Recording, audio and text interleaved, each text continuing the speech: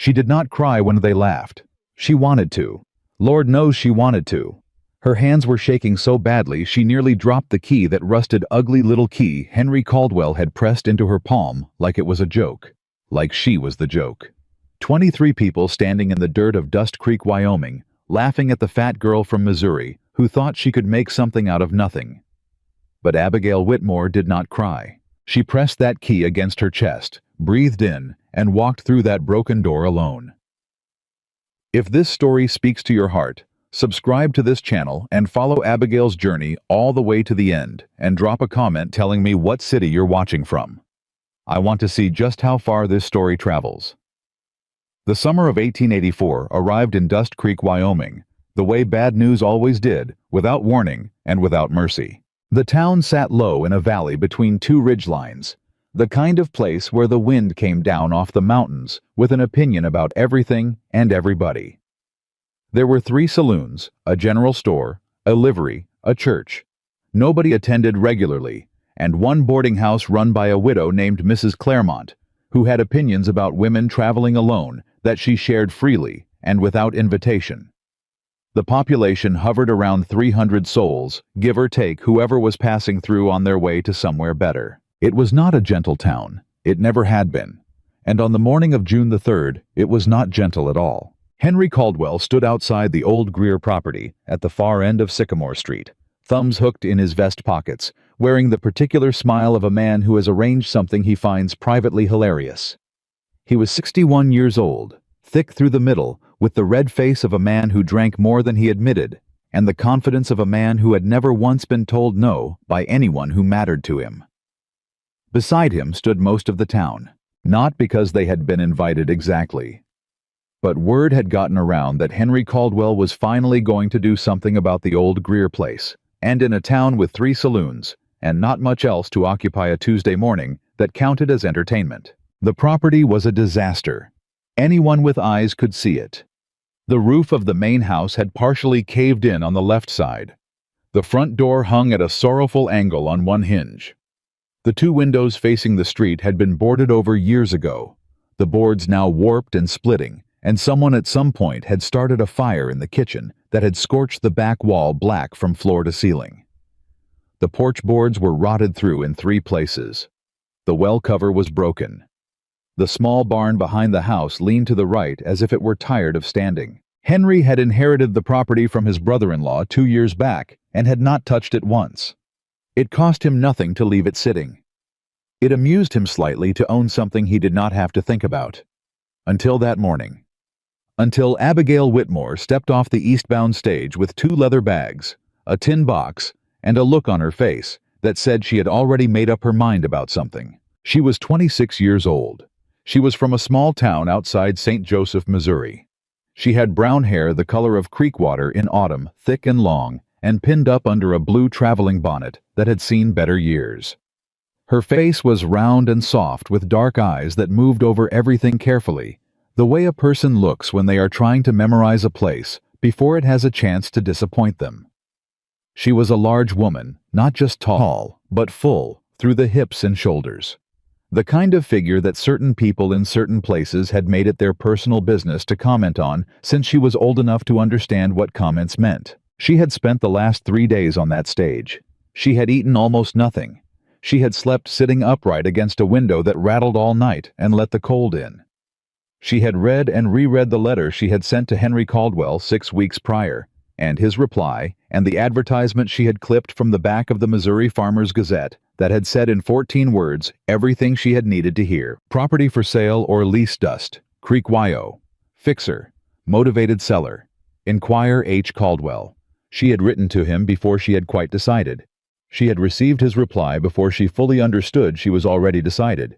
And she had packed her 2 bags and her tin box and sold every other thing she owned in a Sunday afternoon yard sale on her landlord's back porch. People had told her she was foolish.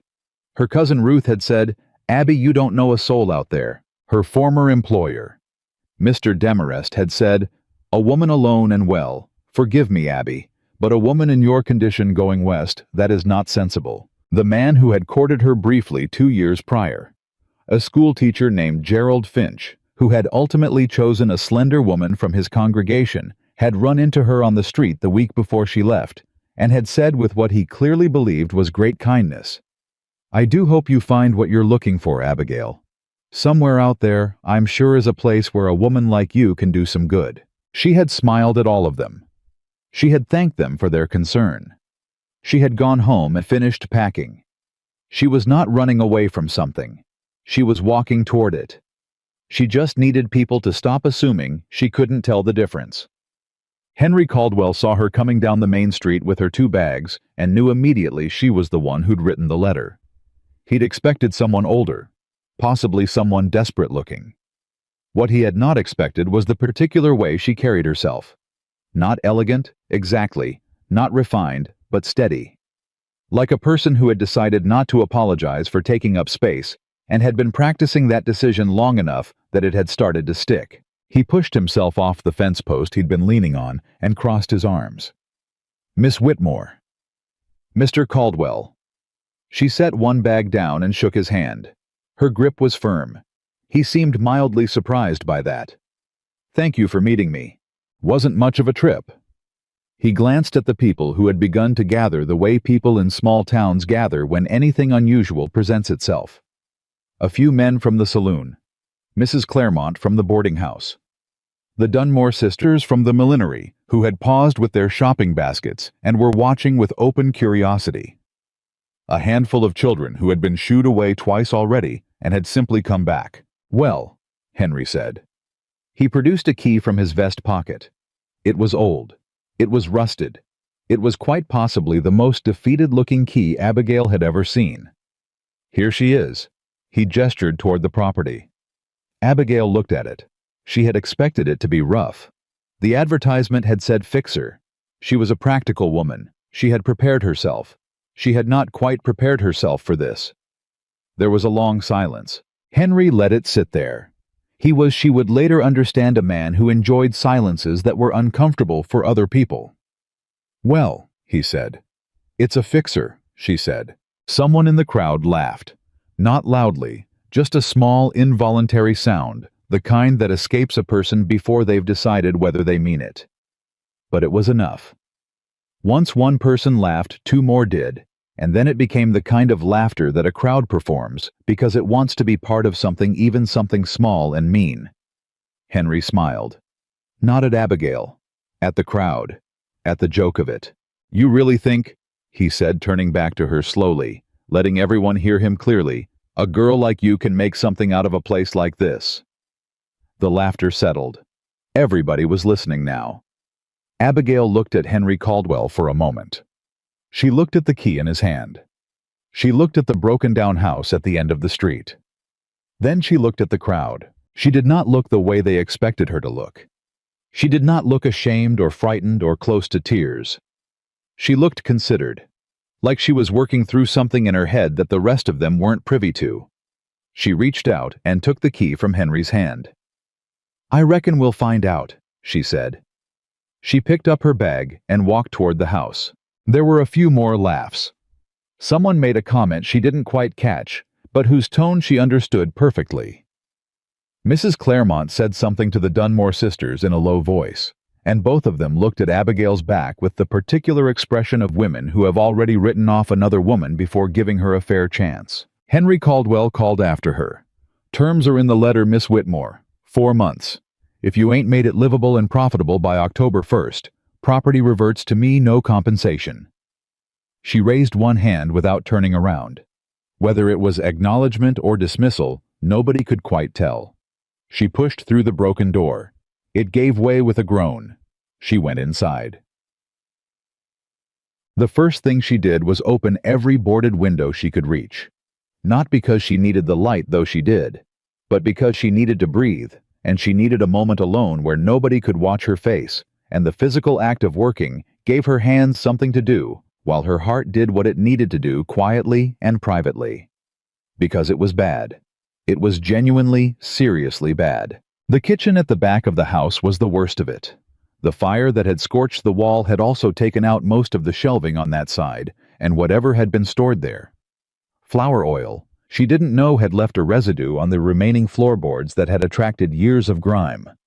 The cast iron stove was intact, which was something, but the flue was blocked, which meant she couldn't use it until someone cleared it. The counter surface along the right wall had warped so badly it bowed in the middle. One of the legs on the old work table was broken clean through, and someone had propped it up with a stack of bricks that had since shifted. She stood in the middle of it. She breathed. You knew it would be hard, she told herself. You chose hard on purpose. Hard is the only thing that ever amounted to anything. She put her tin box on the least warped section of counter. She opened it. Inside, $12.40 in folded bills. A small journal. A folded recipe written in her mother's handwriting for biscuits, the corners soft with handling. A photograph of herself and her sister Clara, taken 4 years ago, the summer before Clara married and moved to Kansas. A bone-handled knife that had been her father's. She closed the tin box. She took off her bonnet. She rolled up her sleeves. She went to find a broom. She did not sleep in the house that first night. The smell was too heavy and the roof too uncertain. She paid Mrs. Claremont for a single room, endured the woman's pointed commentary about the foolishness of the venture, and was asleep before 9 o'clock. She was back at the property by 5 the next morning. For 3 days, she cleaned. Not one person stopped to offer help. Several stopped to observe. The Dunmore sisters walked past twice on the second day, slowing down in a way that was too deliberate to be accidental, talking to each other in voices just loud enough for Abigail to hear snippets. Can't imagine what she thinks she's... And, a restaurant her. You'd think she'd... A man outside the saloon called out on the third afternoon. Hey there, big girl. You sure you don't need a hand or two, or maybe a whole crew? His friends laughed. Abigail was on the porch with a bucket and a brush. She did not look up. She did not respond. She kept scrubbing. That night she wrote in her journal, Day 3. Flue is still blocked. Need to find someone to clear it. Cannot do it alone. Counter on right side needs full replacement, not repair. Floor in kitchen is salvageable if I sand it down. Started on the windows. The main door needs a new hinge and a new crossbar. Have spent $1.80 on supplies. Have $10.60 remaining. Will need income within 3 weeks, or this becomes impossible. She did not write about the laughter. She did not write about Mrs. Claremont's face at breakfast. She did not write about the way Henry Caldwell had stood across the street that afternoon and watched her working with an expression that was not quite contempt and not quite curiosity, but something unpleasant in between. She only wrote facts, problems and solutions, what needed doing and how she would do it. It was a habit she had developed young, when the world around her had been unkind in ways she could not change, and the only power she had was over her own response to it. On the fourth morning, an old man named Elias Pratt appeared at the property gate. He was perhaps 70, with a white beard that had gone slightly yellow at the ends, and hands that looked like they had built half the territory. He walked with a cane, but held it like he was doing it a favor rather than the other way around. "You the one trying to open a kitchen," he said. Abigail was carrying 2 boards from the back of the lot. She set them down. "Yes, sir," she said. Abigail Whitmore. Elias Pratt. I used to do carpentry work in this town before my hip went bad. He looked at the house. "What you done so far ain't half wrong." "Thank you." "Your flue's blocked with a bird nest and about 9 years of debris," he said. "I can't climb up to clear it, but I can tell you exactly how to do it if you ain't afraid of heights." She was afraid of heights. She had been afraid of heights since she was 7 years old and fell out of a maple tree and broke her left wrist. "I'm not afraid of heights," she said. He gave her a look that suggested he did not entirely believe her. "Come back tomorrow morning," she said. "I'll have coffee." He came back the next morning. She did not yet have a functioning stove, so the coffee was made over a fire she'd built in the yard in a pot she'd borrowed from Mrs. Claremont's kitchen in exchange for cleaning the woman's storeroom. It was not elegant coffee, but it was hot and strong, and Elias Pratt drank 2 cups and told her how to clear the flue. She cleared the flue. It took the better part of a morning and left her black from the elbows up and shaking from the effort of being on a ladder for 2 hours when every part of her was screaming to come down. When she finally descended, Elias was sitting on the porch step watching her. "You don't quit," he said. It was not quite a compliment. It was more like an observation made by a man revising an earlier assumption. "Not if I can help it," she said. She cleaned herself up at the well, changed into her second dress, and lit the stove for the first time. It drew perfectly. She stood in front of it with both hands pressed flat on the stovetop, and felt something shift in her chest. Not triumph exactly, but the solid, quiet satisfaction of a thing accomplished that people said could not be accomplished. It felt like the first stone laid in a foundation, like the first word written in a language you'd been trying to learn for a long time. She thought, "This is going to work. It is going to be hard, and people are going to be unkind, and I am going to be frightened more than I'll admit, but it is going to work." She thought, "I have to make it work." She thought, "Because I have nothing to go back to, and I've known for a long time that going back was never really an option anyway." By the end of the second week, she had a functioning stove, a repaired counter, new boards on the porch, and a door that opened and closed without incident. The window on the left side of the front room was still boarded. She hadn't gotten to it yet, but both kitchen windows were clear, and when the afternoon light came through them and fell across the cleaned floor, the room looked almost like something. Almost like a place where a person might want to be. She had spent $4.20 and had $6.40 left. She had 1 week before she needed to start generating income or begin rationing. She baked biscuits on a Sunday and carried a basket of them to the end of the street and stood there. "Good morning," she said to the first person who walked by, a ranch hand named Collins, who was heading to the livery. "I'm Abigail Whitmore. I'm opening a kitchen at the old Greer property. Would you like a biscuit?" He stopped. He looked at the biscuits. He looked at her. "Free," he said. "Today," she said. "Today they're free." He took one. He bit into it. He chewed. He looked at her again with a different expression. "Ma'am," he said, "that is the best biscuit I have eaten since my mother's table in Tennessee." "Thank you," she said. "Tell your friends."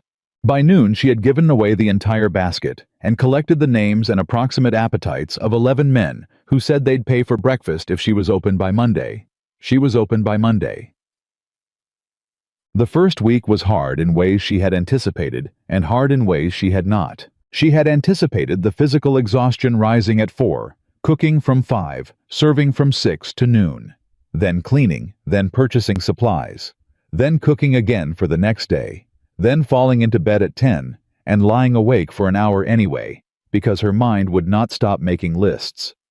She had anticipated the financial tightness, the careful arithmetic of every penny, the specific anxiety of watching her small reserve of cash move in the wrong direction while she waited for it to turn around. She had not anticipated how much it would hurt to watch people look at her. Not everyone was unkind. Collins came back every morning and brought 2 friends. An elderly couple named the Hathaways, who lived at the edge of town and had apparently been surviving on very bad cooking for several years, found their way to her table on the 3rd day and became regulars by the end of the week. A young man named Percy, who worked at the telegraph office and seemed to have no one in the world, started eating there every evening and always said thank you twice, once when she brought his food and once when he left. But the others. The Dunmore sisters came in on Wednesday and sat at the corner table and ordered coffee, and then whispered to each other for the entirety of their visit and left without saying anything about the food one way or another. But Abigail caught the elder Miss Dunmore looking at her with an expression that was equal parts fascination and pity, and somehow the pity was worse than the contempt. A table of men from the logging camp came in on Friday. They were not mean exactly. They were just thoughtless in the way that groups of men can be when they feel no obligation to perform good manners. One of them, a large man with red hair, looked at Abigail for a long moment and then said to the man next to him, at a volume that was clearly calculated, "She sure does know how to cook. I wonder how long she's been practicing." His friend laughed. The others at the table looked away, which was its own kind of answer. Abigail brought their food. She set it down. She said, Enjoy your meal, gentlemen. She went back into the kitchen and stood very still for 30 seconds and then went back to work. She cried that night, quietly. In her room at Mrs. Claremont's, face pressed into the pillow so no one would hear. Not because of what the man had said. She had heard worse in Missouri. She had heard worse all her life. But because she was tired and tired, people feel things more sharply, and because she was alone in a way she had not let herself fully understand, until that night, in the particular dark of a town that had not yet decided whether to accept her, when all her certainty about the rightness of this choice sat in the corner like a stranger. She wasn't sure she could trust anymore. She was done crying by midnight. She got up, washed her face, and wrote in her journal, "Need more eggs. Need to find a cheaper flour supplier. Must speak to the Hartley Ranch about a possible weekly order. The biscuits are landing well. The soup needs a stronger broth. I think if I can clear $30 by end of month, I will be all right." She went back to sleep. She had been open for 12 days when Nathan Cole came down from the mountain. She did not know who he was. She would not know for another hour. What she knew was this. It was shortly after 7 in the morning, and she had just brought coffee to the Hathaways' table, and she turned around, and there was a man standing in the doorway that had not been there a moment before. He was tall enough that the top of his hat nearly brushed the door frame, and he was dark with black hair that had grown past his collar and a heavy beard and sun-dark skin. He wore a brown leather vest over shirt that had seen a great deal of country, and he had a gun at his hip that looked like it had been used and maintained and used again, the way a working tool looks rather than an ornament. He stood there. He did not come in. He looked at her in the way a man looks at a place when he is trying to decide whether it is safe. "Good morning," Abigail said. "Come on in. I've got coffee on and eggs if you want them." He looked at the room. At the tables, 3 of them mismatched chairs but clean. At the window with the light coming through. At Collins and his friends in the corner, who had looked up at the newcomer with expressions ranging from mild interest to something more guarded. He came in. He sat at the table farthest from the other men with his back to the wall. She brought him coffee without being asked. He watched her pour it. "What are you eating?" she asked. "Whatever you've got," he said. His voice was low, not unfriendly, but not warm either. The voice of a man who spoke when he had something to say. "Eggs," she said. "Biscuit, salt pork, and a potato hash if you want it." "All of it," he said. She brought all of it. He ate without speaking, without looking at anyone. He kept his hat on, which in another man might have seemed rude, but in him seemed more like armor, something he wore because the alternative felt too exposed. When he was done, he put 2 coins on the table. "Ma'am," he said. He stood. He pulled the coins toward her side of the table, a deliberate gesture, not the careless drop of a man who has already moved on. "Thank you," Abigail said. He looked at her then, just for a moment. Not the way men usually looked at her, not with the quick assessment that moved over her figure with something like disdain and moved on, but directly at her face. Her eyes. "Good food," he said. He left. Collins leaned across to his friend and murmured something. His friend looked toward the door. "Who was that?" Abigail asked, gathering the dishes. Collins was quiet for a moment. "Nathan Cole," he said. "He live here in town." "No, ma'am." Collins picked up his coffee. "He lives up on the North Ridge. Comes down maybe twice a season for supplies. Don't talk to nobody much." He paused. "Most people find him." He seemed to search for the right word. "Particular." "He seemed fine to me," she said. Collins looked at her. "Yes, ma'am," he said carefully. "I expect he did." Nathan Cole had in fact been watching her for longer than she knew. He had come down from the North Ridge 4 days earlier than he'd planned, because something had driven him down. Not hunger, not necessity, but something he didn't have a word for. Yet, a restlessness that had nothing to do with supplies and everything to do with the thing he'd seen from the ridgeline that he couldn't stop thinking about. He had been up there the day she arrived. He had been watching the town. It was a habit, the same way a man who had learned the hard way to be careful of people, learned to observe them from a distance before committing to proximity when the stage had pulled in and she had stepped down. He'd seen Henry Caldwell cross the street. He'd seen the crowd gather. He had a good eye, and he was high enough that the angle let him see more of the scene than the participants could see of each other. He had watched Henry hand her the key. He had watched the crowd laugh. He had seen her face, not clearly, not at that distance, but he could read posture and stance the way other men read words, and what he read in her was not what he expected. Not collapse. Not the crumpling he had braced himself for, the way a person braces without knowing they're bracing. She had stood straighter. She had turned toward the house. He had started to look away. And then he'd seen it. An old woman. Mrs. Hanover, he'd find out later. A widow who sold vegetables from her garden and moved slowly because of her bad knee, had been standing at the edge of the crowd with a small ceramic birdhouse in one hand and a basket in the other. Somebody's elbow, or the general movement of the crowd, had knocked the birdhouse. It had fallen. It had not broken, but it had rolled, and the old woman had made a small alarmed sound and started to bend down for it. But Abigail had already bent down. She had picked the birdhouse up.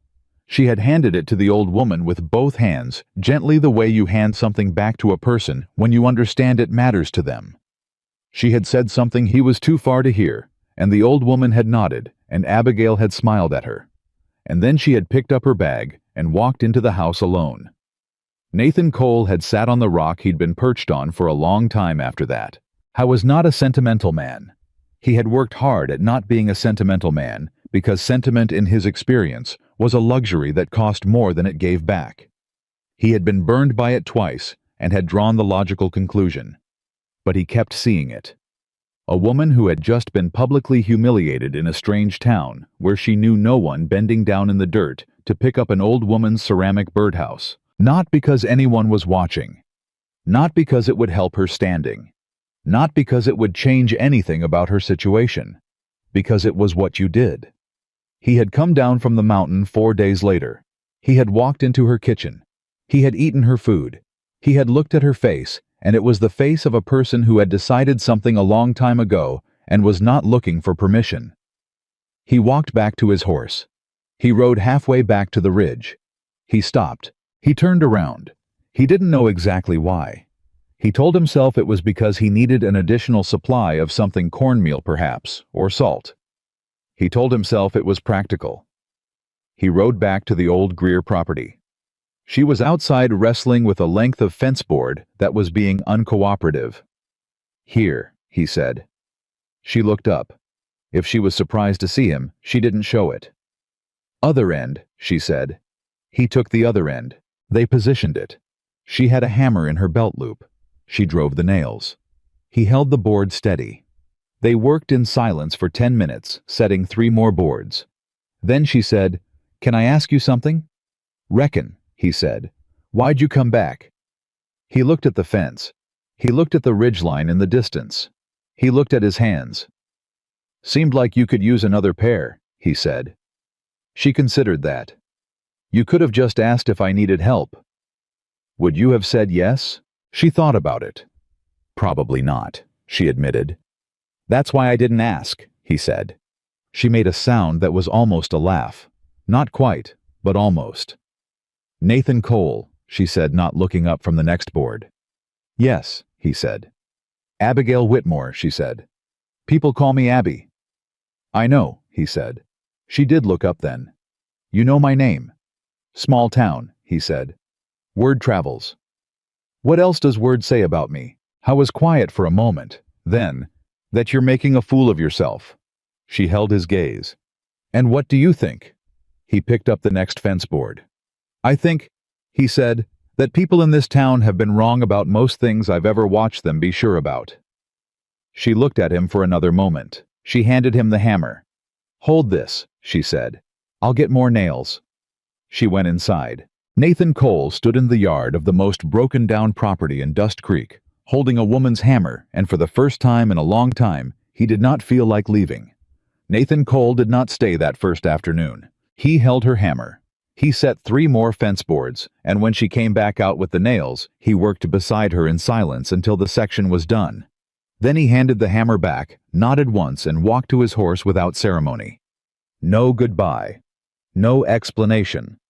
Just the sound of hooves on dry ground, fading up toward the north ridge, and then nothing. Abigail stood in her yard holding the hammer and watched him go. She did not know what to make of him. She was not entirely sure she needed to. She had enough to think about without adding a silent mountain cowboy to the list. She went back inside and started on dinner. But that night, writing in her journal by lamplight, she found herself putting down his words before she meant to. I think people in this town have been wrong about most things I've ever watched them be sure about. She stared at the sentence for a moment. Then she closed the journal and went to sleep. She was at the stove by 4:30 the next morning. The second week of business was harder than the first in one specific way and easier in every other. The specific hard thing was money. She had taken in $11.40 across 7 days of cooking, which was more than she'd expected, and not quite enough. She had spent $9 on supplies, leaving a margin that felt in the dark hours of early morning very thin. One bad day could tip her backward. 2 bad days could end her. She knew this. She held it the way she held most frightening things at arm's length, useful as motivation, dangerous as obsession. The easier things were the people. Collins had started bringing a fourth man to breakfast. The Hathaways came every other day now, and Mrs. Hathaway had with great ceremony offered the opinion that Abigail's biscuits were superior to any she'd eaten since her mother passed, which Abigail received as the high compliment it was intended to be.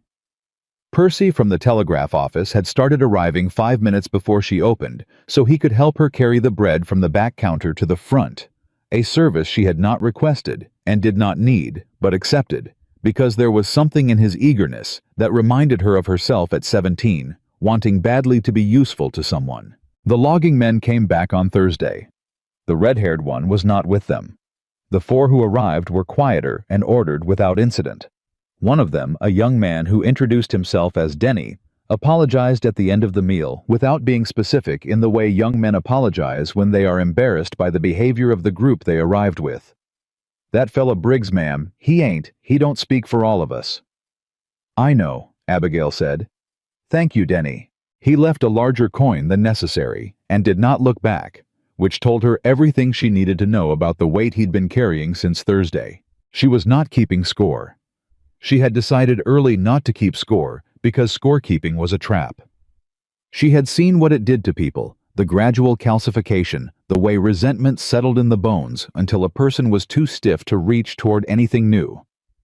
Her mother had kept score, had kept it faithfully for 30 years, and it had made her into someone Abigail loved deeply and found very difficult to sit with in a quiet room. She would not do that. She would cook. She would work. She would let people make up their own minds. But she was human, and some mornings that was harder to hold on to than others. The morning Henry Caldwell walked in was one of those mornings. It was a Thursday, the start of her 3rd week. She was short a dozen eggs because her supplier had sold to someone else first, and she had made do with what she had. She'd burned the first batch of biscuits slightly, not badly, but enough to notice, and the salt pork had gone faster than expected, which left 3 men at the end of the breakfast hour with a plate that was lighter than what they'd paid for. She'd compensated with extra and a free second coffee. But she felt the shortfall keenly, the way a person who has very small margins feels every imperfection as a potential catastrophe. She was washing dishes when the door opened, and Henry Caldwell walked in, thumbs in his vest pockets, looking around the room with an expression of deliberate assessment. He sat down at the center table, the one she'd positioned specifically because it caught the morning light. She dried her hands and went over. "Mr. Caldwell," she said. "Coffee." "Sure," he said. He was looking at the walls, at the new boards she'd set in the floor, at the window she'd finally unboarded and cleaned and hung a simple curtain in front of white cotton she'd sewn herself from a remnant she'd found at the dry goods store for 10 cents. She brought the coffee. He wrapped both hands around the cup and looked at her. "Making improvements," he said. "Working on it," she said. "Roof still needs the left section," he said. "I know. That'll cost you." "I know." He sipped his coffee. She waited.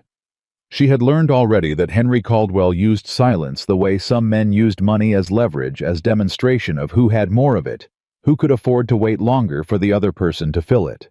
She did not fill it. He looked slightly annoyed. "I got an inquiry," he said finally, from Martin Graves. She knew the name. Martin Graves owned the large saloon and the adjoining dining room, the only proper restaurant in Dust Creek before she'd arrived. She had not yet been inside it. She had heard it described as expensive and mediocre, which was a combination she found professionally offensive. "He wants to know," Henry continued, "if maybe you'd be interested in a different arrangement, working for him, in his kitchen. He pays decent." Abigail looked at him. She knew what this was. She understood it completely, the mechanism, the intention, the way it was being delivered through Henry, as though it were a neutral business proposition rather than what it actually was. "And the property," she said. "Well," Henry said, "the property would revert to my management naturally. Martin's got some thoughts about what else it could be used for." She kept her face still. It took effort. The effort was visible only in the way she shifted her weight just slightly from one foot to the other, a small physical adjustment that was the only concession she would make to the anger moving through her. "Mr. Caldwell," she said, "I appreciate you passing along Mr. Graves's offer." "It's a good offer," Henry said. "I'm sure it is," she said. "I'll be staying where I am.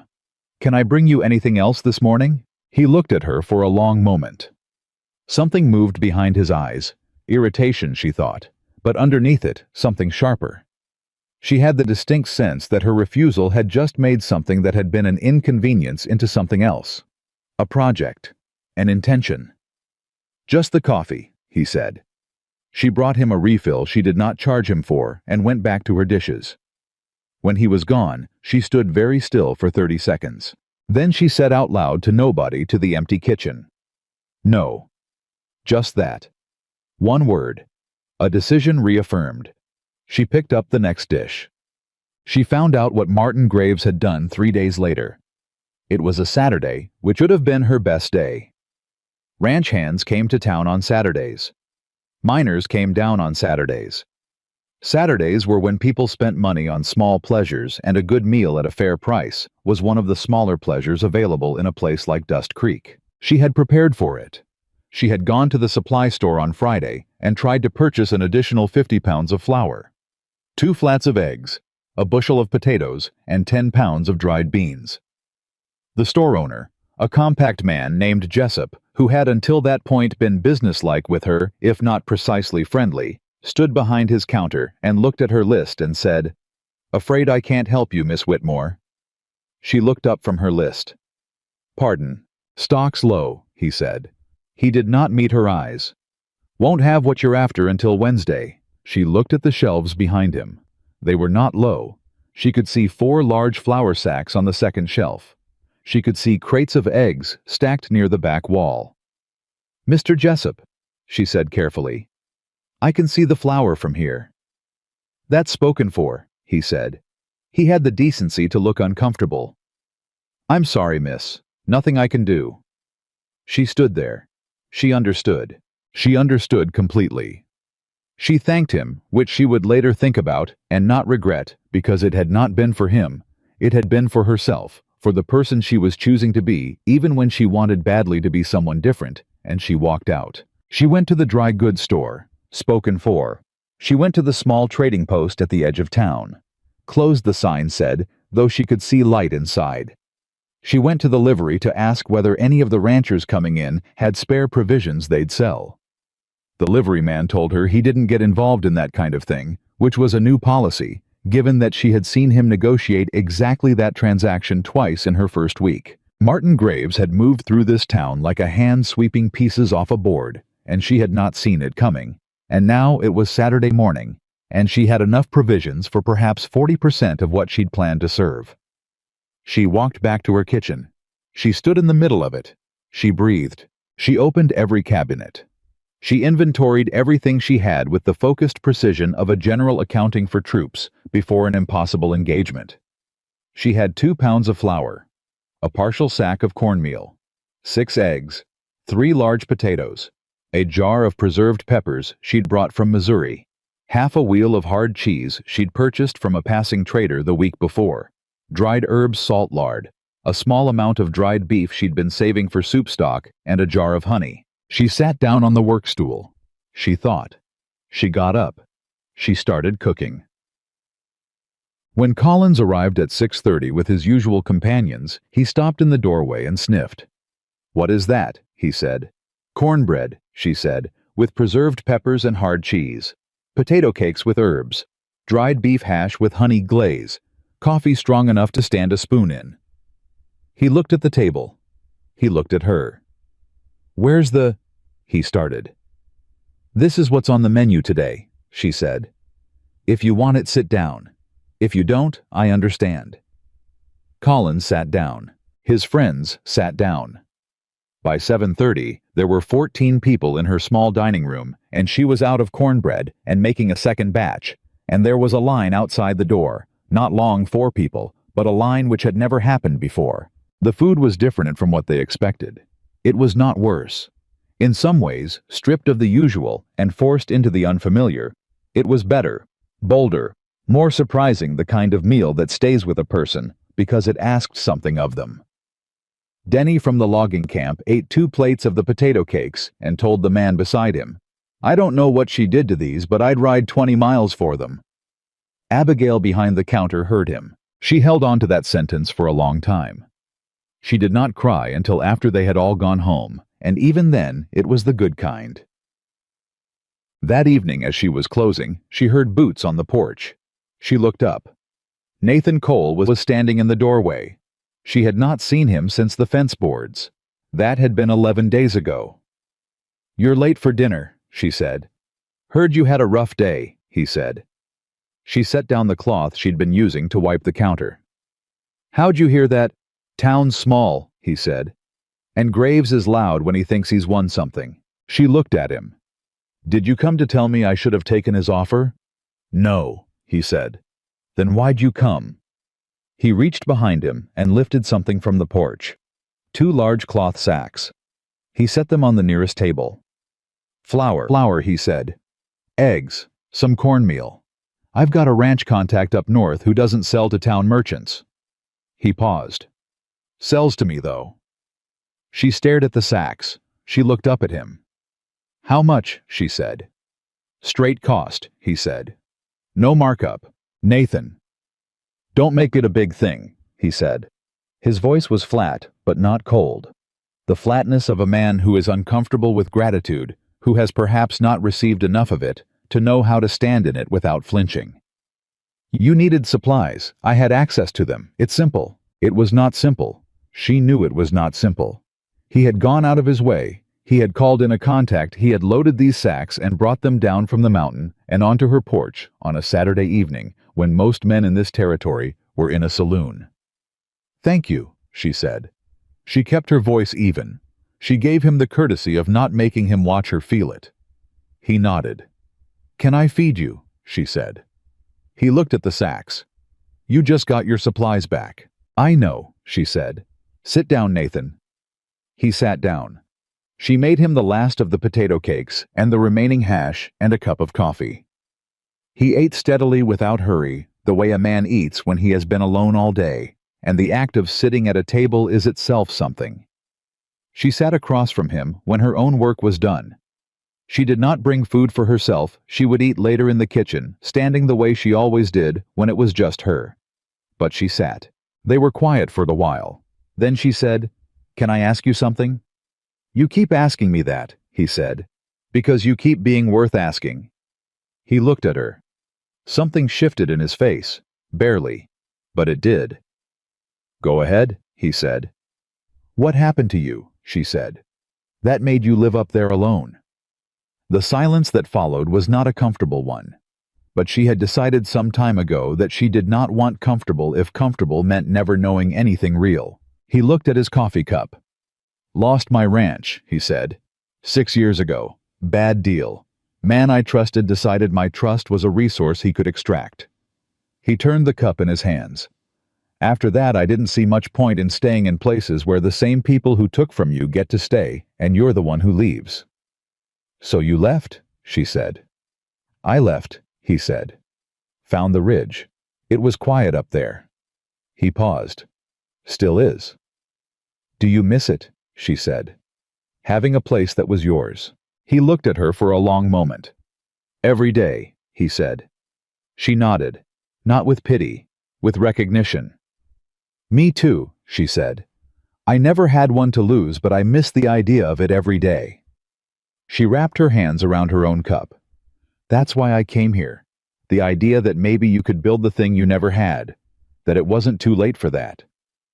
You think it ain't, he said. I think it has to not be, she said. Because the alternative is sitting still, and I've tried that and it doesn't suit me.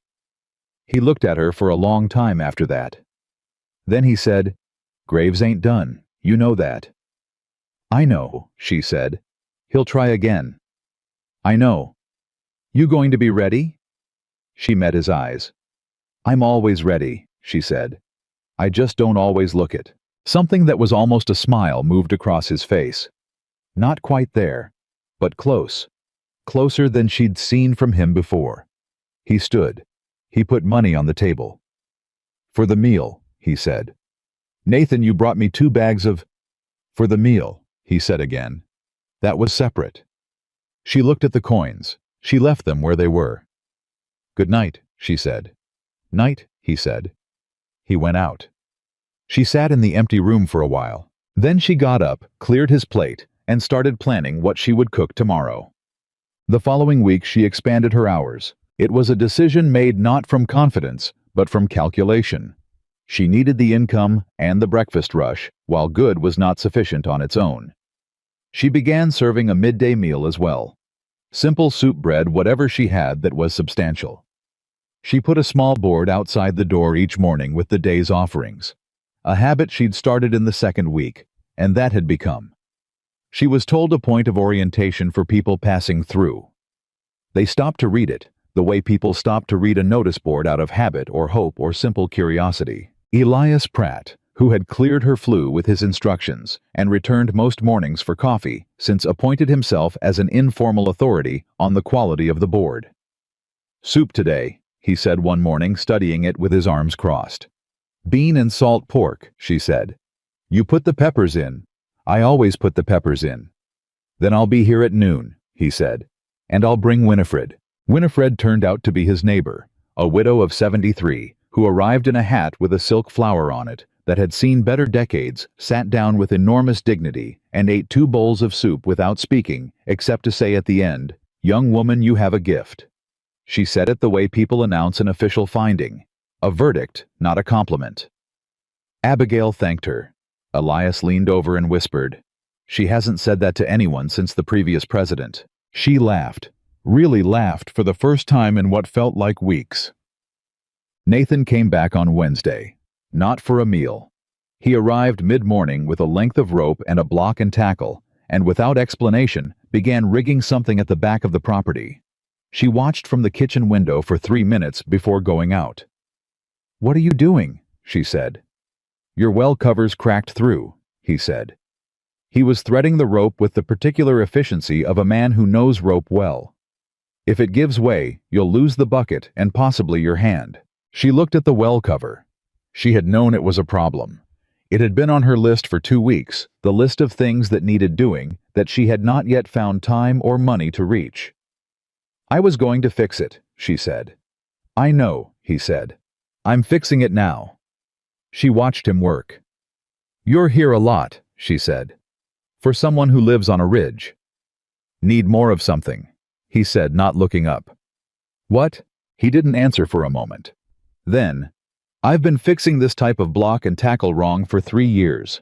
Elias showed me the right way. I'm practicing. She stared at him. You came down a mountain, she said, to practice a knot. Block and tackle, he said, not a knot. Nathan. He finally looked up. I like it here, he said, simply, without decoration, the way a man states a fact that has surprised him, and that he has decided to stop fighting. She held his gaze for a moment. She did not know what to do with that. She was not sure she was ready to know what to do with it. She was a practical woman with a lot of work and a very small margin, and the feelings that had been building quietly in the background of her days were not something she had time to examine properly. All right, she said. "All right," he said. He went back to the well cover. She went back to her kitchen, and if she was smiling when she got there, she did not see a reason to stop. The second twist came on a Thursday afternoon, and it came from a direction she had not anticipated. A woman came into the kitchen just after noon, when the last of the midday crowd was finishing. She was perhaps 40, dressed in clothes that were good quality and slightly trail-dusty, with the upright bearing of a woman who had been told all her life that posture communicated character. She sat down at the corner table and looked at the menu board and ordered the soup. Abigail brought it. The woman ate carefully, deliberately. She looked around the room the way a person looks when they are assessing something. Not critically, or not only critically, thoughtfully. When she was done, she said, "You're Miss Whitmore." "I am," said Abigail. "Ida Carroll," said the woman. "I run the Carroll Ranch out on the East Fork. We've got 40 men at peak season." Abigail kept her expression neutral. "That's a good-sized operation." "It is," Ida said. "Our cook left 2 weeks ago. We've been managing on bad food and worse morale, and a hungry ranch hand is a dangerous ranch hand." She looked at Abigail directly. "I'd like you to come cook for us." Abigail sat down across from her. "Full time," she said. "Season," said Ida. "April through September. Good pay, room and board." "I have my own kitchen," Abigail said. "I know," said Ida. "That's why I'm here. A woman who could build this out of that wreck." She nodded toward the window, toward the property, toward the evidence of 4 weeks of relentless work, "is a woman who knows what she's doing." She paused. "But I need full-time Miss Whitmore, and I need an answer this week." Abigail looked at her hands. She thought about what full-time on a ranch meant. Real money. Steady money. No Graves to squeeze her supply lines. No Henry Caldwell, watching the calendar. No Saturday mornings, standing in her kitchen, counting eggs, and trying to find a way to make 40% of what she needed, stretched to cover 100% of what was coming through her door. She thought about the curtain she'd hung in the front window, the board she'd replaced, the stove she'd coaxed back to life. The morning Elias Pratt had watched her come down from the roof and said, "You don't quit," as though he had expected her to. She thought about Nathan Cole saying, "I lost my ranch." After that, "I didn't see much point in staying in places where the same people who took from you get to stay, and you're the one who leaves." "Mrs. Carroll," she said, "I'm grateful. I mean that truly. But I can't leave this place." Ida looked at her. "Can't or won't?" "Both," said Abigail. "If I leave now, Graves gets what he's been angling for, and Henry Caldwell gets to laugh about it for the rest of the summer. And I don't—" She stopped. She chose her next words carefully. "I don't want to spend my life working in someone else's kitchen if I can build my own." Ida was quiet for a moment. Then she said, "My husband built our ranch on a borrowed horse and a debt he didn't pay off for 11 years. She stood. She straightened her jacket. "If you change your mind, the offer stands for 10 days. She put money on the table, more than the soup cost, considerably more. "Keep the difference," she said. "Buy more peppers. Your soup needed them." She walked out. Abigail looked at the money on the table. She looked at the curtain in the window, the floor she'd sanded, the stove she'd fought to bring back. She picked up the money. She put it in her apron pocket. She went back to the kitchen. She did not change her mind. That night, she told Nathan. He had come by in the late afternoon, ostensibly to check the well cover he'd repaired. Actually, she was beginning to understand the pattern because he had developed the habit of being there in the evenings, in the way that some things develop without being decided. She told him about Ida Carroll's offer. She told him what she'd said. She told him why. He listened without interrupting. When she was done, he said, "That was a hard thing to turn down." "Yes," she said. "You don't regret it." "Ask me in a month," she said. He looked at her. "Why did you really?" She thought about it. "Because somebody somewhere decided I wasn't built for the hard version of things, that I should take the safe offer and be grateful for it and not ask for more than that." She met his eyes. "I am tired of living inside other people's expectations of my limits." Nathan Cole looked at her for a long, steady moment. "All right," he said quietly. "All right," she said. Neither of them said anything else for a while. Outside, the wind came down off the mountains, the way it always did in the evenings in Wyoming, sudden and cold and clean, carrying the smell of pine, and something older than the town, older than the territory, older than all of them. It moved through the open window and lifted the curtain she had made from a 10-cent remnant, and for a moment, the whole room felt like it was breathing. Nathan Cole looked at the curtain. He looked at her. He looked away out the window at the darkening ridge in the distance. I'm going to be around more," he said. "If that's all right." She did not look at him. "It's all right," she said. And when he left, she stood at the window and watched the dark shape of him moving toward the edge of town, toward his horse, toward the ridge. And she felt something she had not felt in a very long time. Something she barely remembered the name for, something quiet and terrifying and specific. She felt like someone was coming back to her. She did not know how to hold it yet. But she thought, standing there in the dark, that she was willing to learn. She should have seen it coming. Looking back, the signs had been there, the way Jessup at the supply store had stopped meeting her eyes entirely, the way certain tables that had filled easily in the 4th and 5th weeks now stayed empty on mornings they'd previously been claimed before 6, the way Henry Caldwell had taken to standing across the street on Tuesday afternoons with his arms folded, not doing anything, just standing there watching. She had noticed all of it. She had filed it away. She had told herself she was being careful and practical, and she had kept cooking and kept working and kept telling herself that the work was enough, that the work was always enough. She had been wrong. Martin Graves made his real move on a Monday. Not through the supply lines this time. Not through Henry. He did it the way a man does it when he has decided to stop being subtle. He walked into her kitchen at 7:15 in the morning. During the busiest point of her breakfast service, pulled a chair from the nearest table without asking, turned it around and sat on it backwards, with his arms crossed over the top rail, watching her work. Martin Graves was 54 years old, and had the build of a man who had once been strong and had since converted that muscle to something denser and more settled. He had a full gray mustache and small pale eyes that moved over everything, with the particular assessment of a man who had spent 30 years calculating what things were worth and what they could be made to cost. He sat there for 4 full minutes without speaking. Abigail served 2 tables. She refilled 3 coffees. She brought out a plate of cornbread she'd been keeping warm. She did not look at him. He waited until there was a brief lull, one of those natural pauses that happen in a busy kitchen when one wave of orders has been served and the next hasn't yet arrived, and then he said, "Miss Whitmore."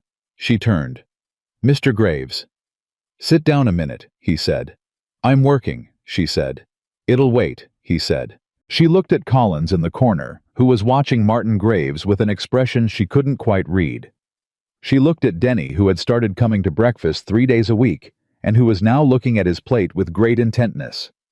She looked at Elias Pratt, who met her eyes and held them steadily, which was its own kind of answer. She sat down. Not because he told her to, because she wanted to hear what he had decided to say to her face. "You've done all right here," he said. It was the tone of a man complimenting a child on a drawing he privately found unremarkable. Better than most expected. "Thank you," she said. "But here's the thing." He leaned forward slightly. "You're getting into a position where you're starting to affect other businesses in this town, and that creates friction." "I'm not aware of affecting anyone," she said. "I'm cooking breakfast and lunch, that's all." "You're undercutting my prices," he said. "You're pulling my regulars." She looked at him steadily. "If your regulars are choosing to eat here, Mr. Graves, that's a conversation you might want to have with your kitchen." The silence that followed was of the specific quality of a silence that occurs when a person says something true that the other person to hear said aloud. Martin Graves's jaw tightened, very slightly, but she saw it. "I'm going to make you a final offer," he said. "I'll buy out your lease from Caldwell, pay you fair market for the improvements you've made. You walk away with real money and no debt." "I don't have debt," she said. "You will," he said. "When the well pump fails, and it will, that casing is cracked, and when the left section of that roof comes down in October, and it will. I've had a man look at it, you won't have the capital to fix either. And Caldwell's terms mean the property reverts if you can't maintain it as a viable commercial concern. He spread his hands, the gesture of a man being generous. I'm offering you a clean exit. She did not say anything for a moment, not because she was considering it. She wasn't considering it, but because she needed 30 seconds to manage the specific fury that was moving through her, not just at the offer, but at the information in it. The fact that he had had a man look at her roof, that he had been measuring her vulnerabilities with the careful attention of someone who intended to use them, and that he had sat down in her kitchen in front of her customers and delivered this as though it were a kindness. Mr. Graves, she said, you've been very thorough. I'm a thorough man, he said. I can see that. She stood. My answer is no. If you'd like breakfast before you go, I'm happy to bring it out. He looked up at her. The pale eyes were flat now. The pretense of negotiation, which had never been entirely convincing, dropped away entirely. You're making a mistake, he said. Maybe, she said. But it'll be mine. She went back to the kitchen. Behind her she heard the chair scrape back, heard him stand, heard him walk to the door. She did not hear him say anything else, and somehow that was worse than if he had. Collins caught her eye when she came back around the counter. He gave her a small nod. She nodded back. She poured herself half a cup of coffee, which she never did during service, and drank it in 2 swallows, standing at the back counter. Her hands were perfectly steady. She was proud of that. Nathan heard about the visit by noon. He arrived at the kitchen at 1 o'clock when she was in the last stretch of the midday service, and he sat at the back table and waited. She knew why he was there. She could tell by the set of his shoulders the particular stillness of a man holding himself deliberately in check. She brought him coffee when the last of the lunch crowd had gone. He said, Graves came in this morning. He did, she said. I heard what he said to you. She looked at him. The town really is small. Denny works for me part-time, Nathan said. He told me. She sat down. He made an offer. I said no. That's the whole of it. That's not the whole of it. Nathan wrapped both hands around the cup. A man like Graves doesn't make an offer in front of witnesses unless he's already decided what comes after the offer. She looked at him. What comes after the offer? Pressure, Nathan said. Real pressure. Not the supply lines that was a test to see how you'd bend. You didn't bend the way he expected, so now he knows the only way to move you is to make it impossible to stay. She was quiet for a moment. The roof, she said. And the well casing, Nathan said. He wasn't bluffing about either. She looked at him. You knew about the well casing. Something moved across his face. Not guilt exactly, but close to it. I noticed it when I fixed the cover, he said. I should have told you sooner. I'm sorry. She held his gaze for a long moment. How bad is it? Bad enough that it needs fixing before winter, he said. The roof section. He paused. I can fix the roof. I've done it before. The casing is more specialized. I know a man in Larimer who does well work. I can get him here. That costs money, she said. Yes, he said. Money I don't have right now, she said. I know, he said. The silence between them was different from the usual silences. This one had weight in it. The weight of a problem that does not have a clean solution, that requires something from both people, and neither of them can quite say it plainly yet. Nathan, she said, I am not a charity case. I know that, he said immediately. I'm not. This isn't. He stopped. He started again. I've got money sitting in an account in Cheyenne I haven't touched since I sold off the cattle after I lost the ranch. I've been waiting to find something worth putting it toward. He looked at her directly. I think I found it. She stared at him. No, she said. Abby. I said no, Nathan. If I take your money and Graves finds out, and he will find out, he finds out everything then. This kitchen stops being mine and starts being yours, and every person in this town who's been waiting for me to fail will say, I couldn't do it without a man's money behind me, and they won't be entirely wrong. He looked at her for a long time. Then tell me what you need, he said. That isn't money. She thought about it. Time, she said. 3 more weeks of income at the current rate gets me close enough to handle the casing. If you can do the roof before October.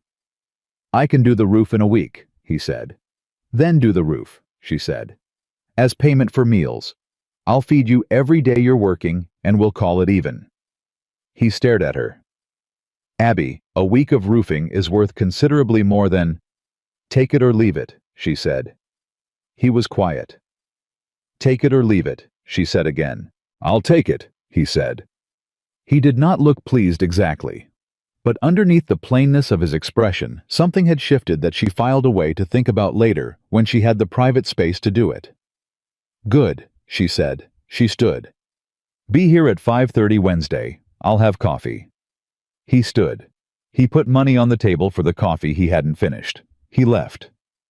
She stood in the empty room and pressed both palms flat on the tabletop and breathed. 3 weeks. She needed 3 good weeks. She went to her board and started rewriting the menu, thinking about how to make the most of what she had, how to make a dollar move further than it wanted to go.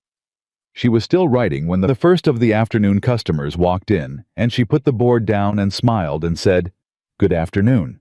What can I get you?" She was good at this. She had always been good at this. She was going to need to be better. The first week with Nathan on the roof was its own particular kind of complicated. He arrived at 5:30 Wednesday, as she'd asked, drank his coffee standing up the way he always did when he was thinking about something, and then went up the ladder before she'd even finished her first batch of biscuits. He worked quickly with the economy of motion of a man who has done physical labor his whole life and stopped wasting energy on unnecessary movement somewhere around the age of 20. By the time her breakfast rush was over, he'd cleared the damaged section and was already beginning to set the new boards he'd brought down from the ridge in his wagon that morning. Collins looked at the ceiling one morning and said, "Is that Nathan Cole up on your roof?" "It is," said Abigail. Collins looked at his friends. Something passed between them. Not words, just the specific male communication of a glance that carries a fully formed sentence. She chose not to translate it. "Huh," said Collins. "More coffee," she said. "Please," said Collins. He did not bring it up again, which she appreciated. What she did not anticipate was the effect Nathan's presence had on the room. Not in a dramatic way. Nothing she could point to and name precisely. But something about a man working on the roof, working for her visibly, for reasons that the whole town could see and draw their own conclusions about, changed the way certain people sat in her dining room. Straighter somehow. More deliberate. As though they had quietly reassessed what kind of place this was and found it to be a more serious establishment than they'd initially credited. 3 new faces appeared in the second week. Ranch hands from a spread 10 miles east who'd heard from someone who'd heard from someone else about the potato cakes.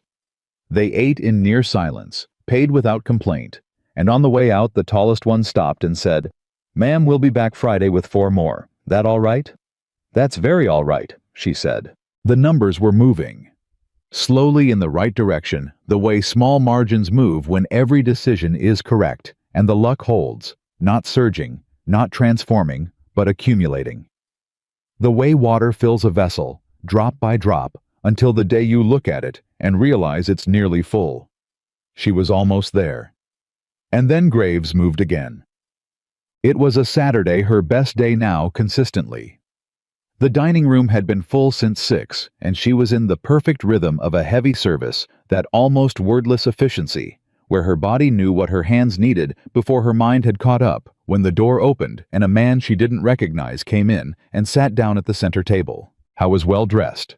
Dark coat, clean boots, a hat he kept on despite being indoors. He had the look of a man who had come from somewhere with more money than Dust Creek and intended you to know it. He ordered coffee. He sat for an hour. He did not order food. He watched the room. She recognized what he was. She had seen his type in Missouri, the man you send ahead to assess a situation, to count heads, and map the territory before the more important man arrives. He was not from Graves. His clothes were too good for Graves, whose money was local and comfortable. This was something else. He left without introducing himself. She told Nathan that evening. Dark coat, Nathan said. He had been on the roof all day and was drinking his end-of-day coffee with the particular exhaustion of honest physical labor, which looked different from any other kind of tired. Hat on inside. Yes. Nathan set his cup down. That's a man named Carver, he said. He works for a land company out of Denver. They've been buying up commercial properties in small territories for the last 2 years. He looked at her. Graves must have brought him in. She felt something cold move through her. A land company. They buy the property, convert it, flip it, usually to someone with more capital coming in from outside. He looked at her steadily. Abby, if Graves sells his interest to a Denver land company, the whole board changes. It's not just your supply lines anymore. It gets very complicated very fast. She thought about Henry Caldwell's terms. October 1st. If not livable and profitable. Property reverts. How much time do I have? She said. If Carver reports back to Denver and they move fast. Nathan turned the cup in his hands. 3 weeks, maybe 4. 3 weeks. The same timeline she'd already calculated. But different now. Before 3 weeks had been a financial target. Now it was a countdown. All right, she said. All right, he said. Abby, what do you want me to do? Nathan. She looked at him directly. Not with frustration, not with fear, with the specific clarity of a woman who has decided again the same thing she has always decided and just needs to say it out loud. I'm not leaving. I'm not selling. I'm not taking Graves's offer, and I'm not letting a Denver land company decide what this place is worth. So the question is not whether I stay. The question is how. He looked at her for a long moment. The roof will be done by Wednesday, he said. 4 days ahead of what I said. Thank you, she said. And I'm going to ask Ida Carroll if she'll prepay a month of midday meals for her hands, he said. Don't argue. It's a business arrangement between me and Ida. You provide the meals, she pays up front. I facilitated the introduction. It has nothing to do with your independence. She opened her mouth. Nothing to do with it, he said firmly.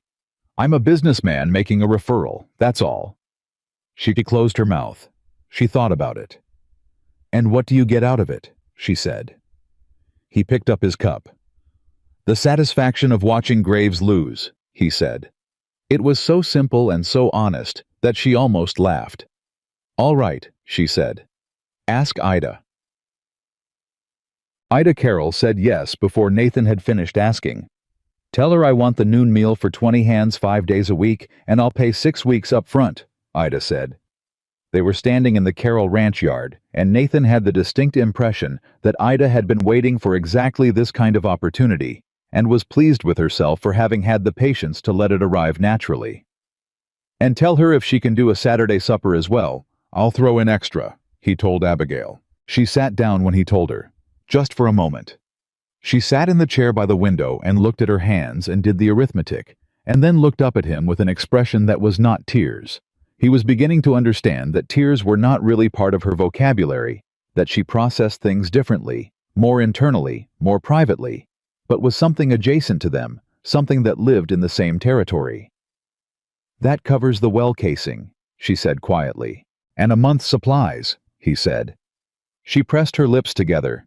She breathed. Nathan, she said. Don't, he said. I have to say something. You don't, he said. I know, that's enough. She looked at him for a long moment. It's not enough, she said. Her voice was low and careful. I want you to know that what you've done here, what you've been doing, it matters. You matter, to me. Not because of the roof or the supply contacts or Ida Carroll. Because of the fence boards on the first day when you just showed up and didn't ask permission. She swallowed. Because of all of it. He was very still. She met his eyes. That's all, she said. I just wanted you to know. He looked at her for so long that she began to wonder if she'd said too much, if she'd cracked something open that was better left sealed, if the careful building of the last weeks was about to shift under the weight of her saying a true thing at the wrong moment. Then he said, I come down from that ridge every morning now, and the first thing I think about is whether your stove's running right. She blinked. That ain't a small thing, he said. For me, that ain't a small thing at all. She understood him. She understood that for a man who had lived alone on a mountain for 6 years, and who protected himself with silence, the way other men protected themselves with walls, Saying the first thing I think about is whether your stove's running right was the equivalent of another man writing a poem. I know, she said softly. Okay, he said. Okay, she said. He picked up his hat. He did not leave immediately. He stood there for another moment, the way he sometimes did, as though the room was something he wanted to hold in his mind before he stepped out of it. Then he went. She sat there in the quiet for a long time. She pressed her hand flat against the table she'd repaired in the room she'd rebuilt in the place she'd refused to leave, and she felt the solid reality of it under her palm. She thought, this is mine. They have not taken it, and they will not take it. She thought, and he comes down from the mountain thinking about my stove. She allowed herself exactly 30 seconds to feel all of it, the fear and the hope and the specific ache of being close to something real after a long time of being very far from it. Then she stood up. She had 20 ranch hands to feed starting Monday. She went to her menu board and started writing. The Saturday it all broke open was 3 weeks later. She had been managing the Carol order for 15 days, and it had done exactly what the numbers said it would, stabilized her finances enough that the well casing was scheduled. The roof was done, and she had a slim but genuine cushion for the first time since she'd arrived. She was not comfortable. She was not safe in the way she wanted eventually to be safe. But she was viable, and viable was what Caldwell's contract required, and viable was what she had decided to be. She had 23 people in the dining room at 7:15 that morning, the most she had ever had. She had moved the third table from the back wall to the center and added 2 chairs, and it was still barely enough. The noise level was different from her usual mornings, louder, more overlapping the sound of a place that had acquired a kind of momentum that was carrying itself forward on its own energy rather than being pushed. She was in the kitchen, managing 3 pans and a full pot of coffee, when Percy from the telegraph office came through the back door instead of the front, which he had never done before. She looked up. His face was white. "Percy," she said immediately. "What happened?" Howe was holding a folded paper. His hands were shaking slightly. "Miss Whitmore," he said. "A wire came this morning, for Mr. Caldwell. I shouldn't be telling you this, but—" He stopped. "I like this place," he said. "I didn't want you to hear it from him." She took the pan off the heat.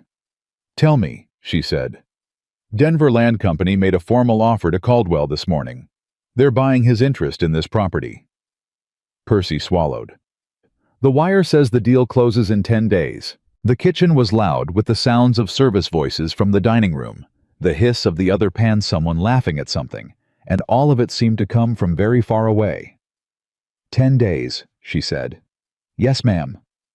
She stood very still. Her lease was with Caldwell, not with a Denver Land Company, which meant when the land company took ownership, her lease was whatever they decided it was, which meant October 1st, the date she'd been working toward, the target she had been fighting to reach, might not matter at all. "Percy," she said. "Ma'am." "Is Nathan Cole in town today?" "I saw his horse at the livery an hour ago," Percy said. "Find him," she said. "Ask him to come here when he can." Percy nodded. He was already moving toward the door. "Percy," she said. He stopped. "Thank you," she said. "Really." He nodded again and went. She turned back to the stove. She put the pan back on the heat. She finished the order. She carried 3 plates to the dining room, and she smiled at the people at the table, and she said, "Sorry for the wait. More coffee, anyone?" And her voice was steady, and her hands were steady, and nobody in that room could have guessed that she was standing in the middle of her own undoing.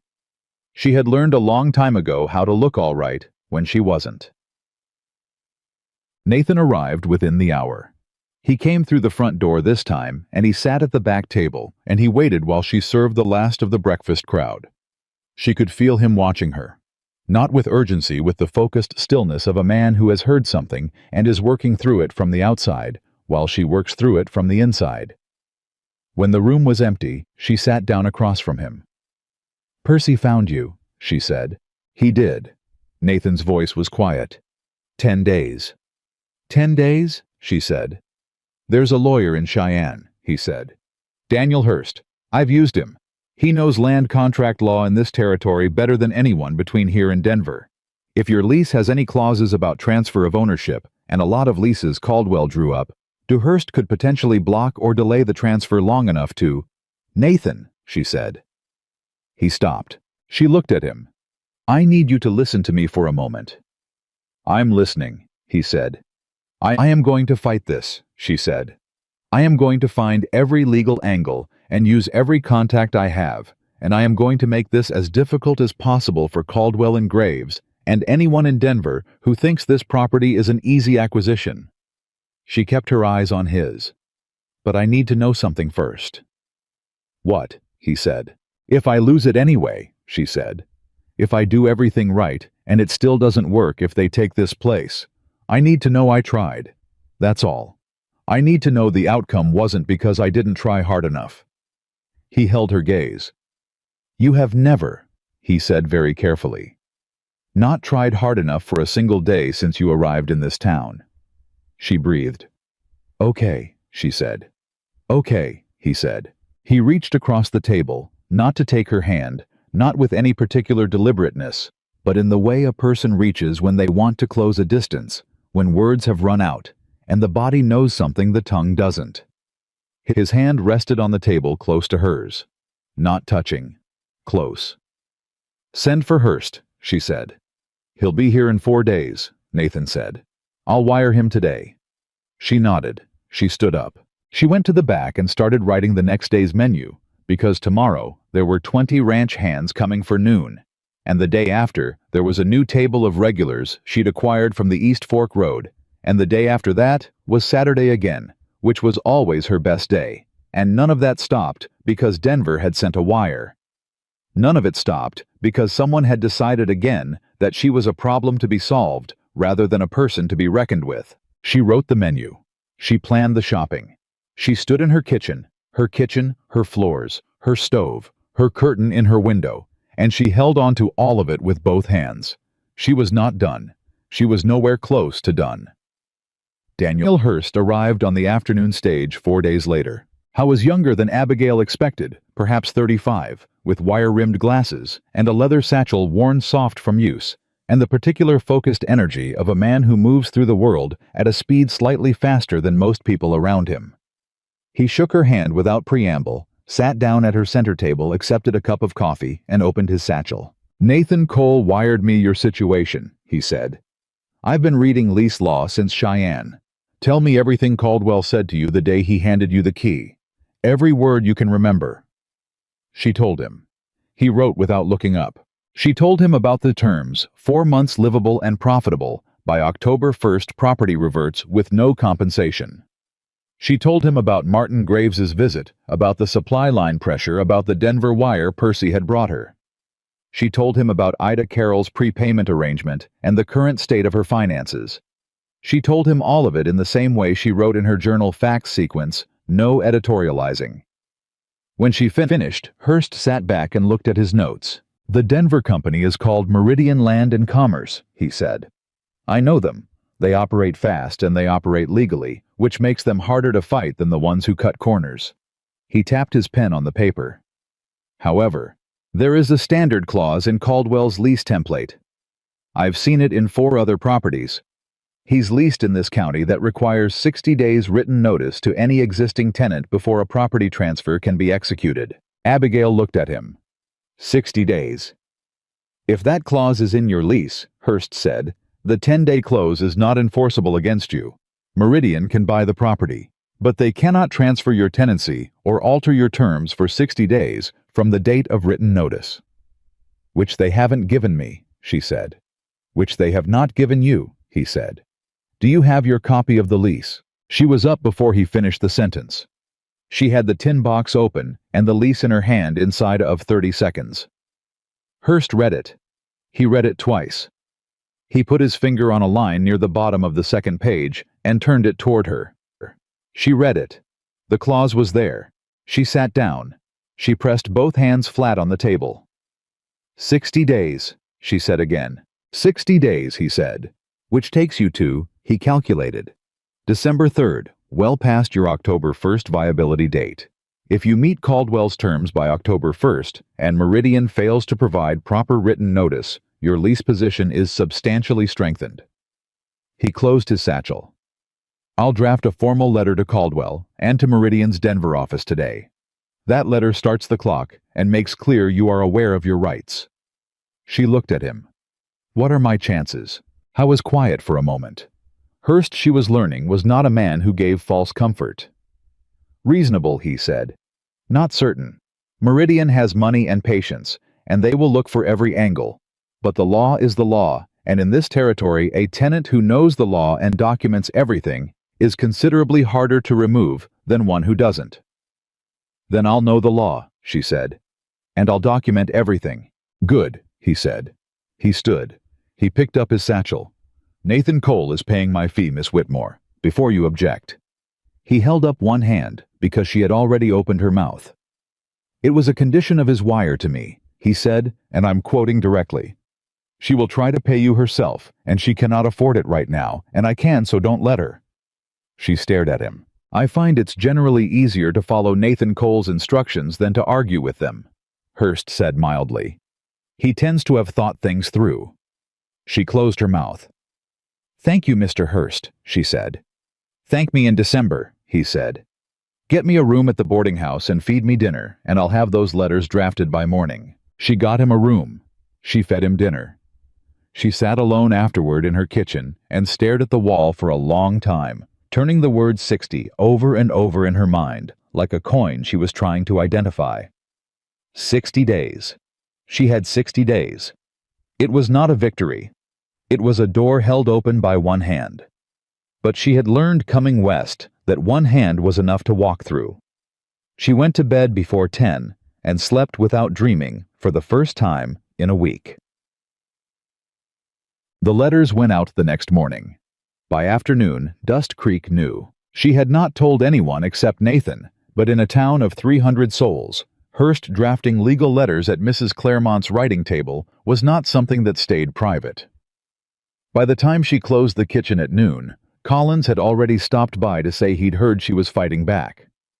By 2 o'clock, Denny came in with 3 men from the logging camp who had never been to her kitchen before, sat down, ordered the full midday special, and left a coin each on the table over and above the price. Word's getting around, Denny said. About what Graves did, the supply lines. He looked at the table. Some of us feel we could have done more. You're here now, she said. Yes, ma'am, he said. It was not a flood. It was not the sudden dramatic reversal that happened in stories where the tide turns all at once and the hero is vindicated in a single scene. It was smaller than that. Quieter. 3 people instead of 2. A table that had been empty on Thursdays filling up. Old Winifred arriving with her silk flower hat and bringing her niece, who brought her husband. The ranch hands from the East Fork, who had said they'd come back on Fridays, actually coming back on Fridays. The numbers moved. She watched them move and kept her head down and cooked, and did not let herself believe it was settled, because it wasn't settled because a man with Graves's money and Meridian's patience could still find a way to make December impossible. She stayed ready. She stayed sharp. And then, on a Tuesday evening in late August, everything shifted in a direction she had not seen coming at all. Nathan was at her back table when Percy came in. It was after the dinner service. She had started serving a small evening meal 3 nights a week for the Carroll ranch hands who stayed in town overnight, and the room was nearly empty. Nathan had developed the particular habit of arriving in the last hour of whatever service she was running and sitting with a cup of coffee, while she finished up not talking. Necessarily just present in the way that had become over the past weeks. One of the things she counted on without having formally acknowledged that she was counting on it. Percy came in fast. Too fast for someone who walked everywhere at a careful civil servant's pace. He stopped when he saw Nathan. "It's all right," Abigail said. "What is it?" "Martin Graves," Percy said. His voice was strange. "He had some kind of episode tonight. His housekeeper found him. Doc Mercer's there now." He paused. "It's his heart, they think." The room was quiet. Nathan looked at his coffee cup. His face showed nothing. Abigail stood very still. "How bad?" she said. "Bad enough," Percy said. "Doc doesn't know yet. He's been in there 2 hours. Percy left. The silence that remained had a different quality from all the silences that had come before it in this room. Nathan spoke first. "You don't have to do anything," he said, quietly, not telling her what to do, just saying it, marking the space. She looked at the stove. She looked at the pot of broth she'd been keeping simmering for tomorrow's soup. She thought about Martin Graves, sitting backwards on a chair in her dining room with his pale eyes flat and his voice doing the calculations of her destruction. She thought about who she was. She went to the cupboard. She started pulling things down. "Abby," Nathan said. "I heard you," she said. "I'm not doing it for him." She made a pot of proper soup, not the broth she'd been saving, but a new pot started from scratch with the good stock and the pepper and the dried herbs she'd brought from Missouri. She made a plate of biscuits from the last of the day's flour. She wrapped everything carefully in cloth. Nathan watched her the whole time. When she was done, she picked up the bundle. "I'll come with you," he said. "You don't have to," she said. "I know," he said. He stood. They walked to Graves's house on the north end of Main Street. The housekeeper, a small gray woman named Agnes, who had the face of someone who had been worried for a very long time, answered the door and looked at Abigail and the bundle in her arms with an expression of pure bewilderment. "Miss Whitmore," Agnes said. "How is he?" Abigail said. "Stable," Agnes said. "Doc says he needs rest, weeks of it." She looked at the bundle again. "You came to bring him food." "I brought soup," Abigail said. "And biscuits.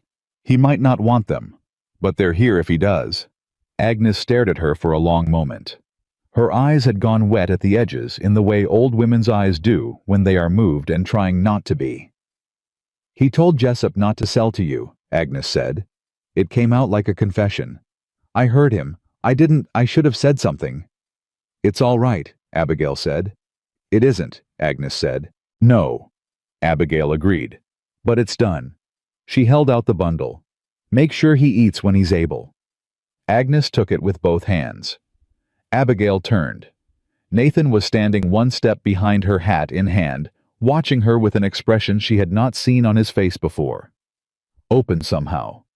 The way a window looks when it's been opened after being shut a long time, not dramatic, just suddenly full of air that wasn't there before. They walked back in silence. Halfway down the street, Nathan said, "Why?"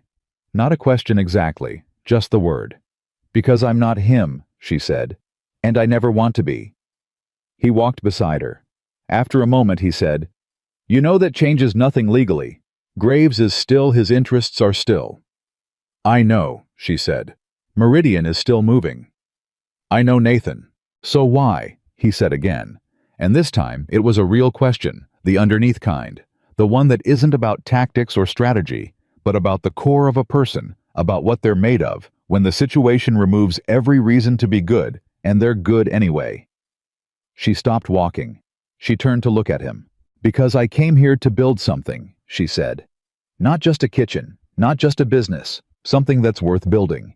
And a thing worth building has to be built on the right foundation, or it falls down." She looked at him steadily. "I don't want something I got by becoming someone I'm ashamed of. I'd rather lose it clean." He looked at her for a long time in the dark of the street, with the wind coming down off the ridge the way it always did, indifferent and cold and honest. "I had a partner once," he said, abruptly, the way he sometimes said things without lead-in, as though he had decided in the middle of a silence to open a door he'd had locked for a long time. "Man named Beaumont. We ran the ranch together for 4 years. I trusted him with everything. The accounts, the contracts, the negotiations with the land office." He paused. "He sold our water rights to a railroad company for personal payment, and didn't tell me until the debt called due, and I couldn't pay it. Lost everything inside of 6 months." She was very still. "I spent 2 years after that being furious," he said. "At him, at the railroad, at everyone who'd watched it happen and said nothing. I thought if I was angry enough for long enough it would—" He stopped. "It didn't fix anything. It just made me someone I didn't recognize." He looked at her. "You're the first person since then who made me think about what I'd build if I started over, instead of what I lost." She held his gaze. "Nathan," she said softly. "I ain't good at this," he said.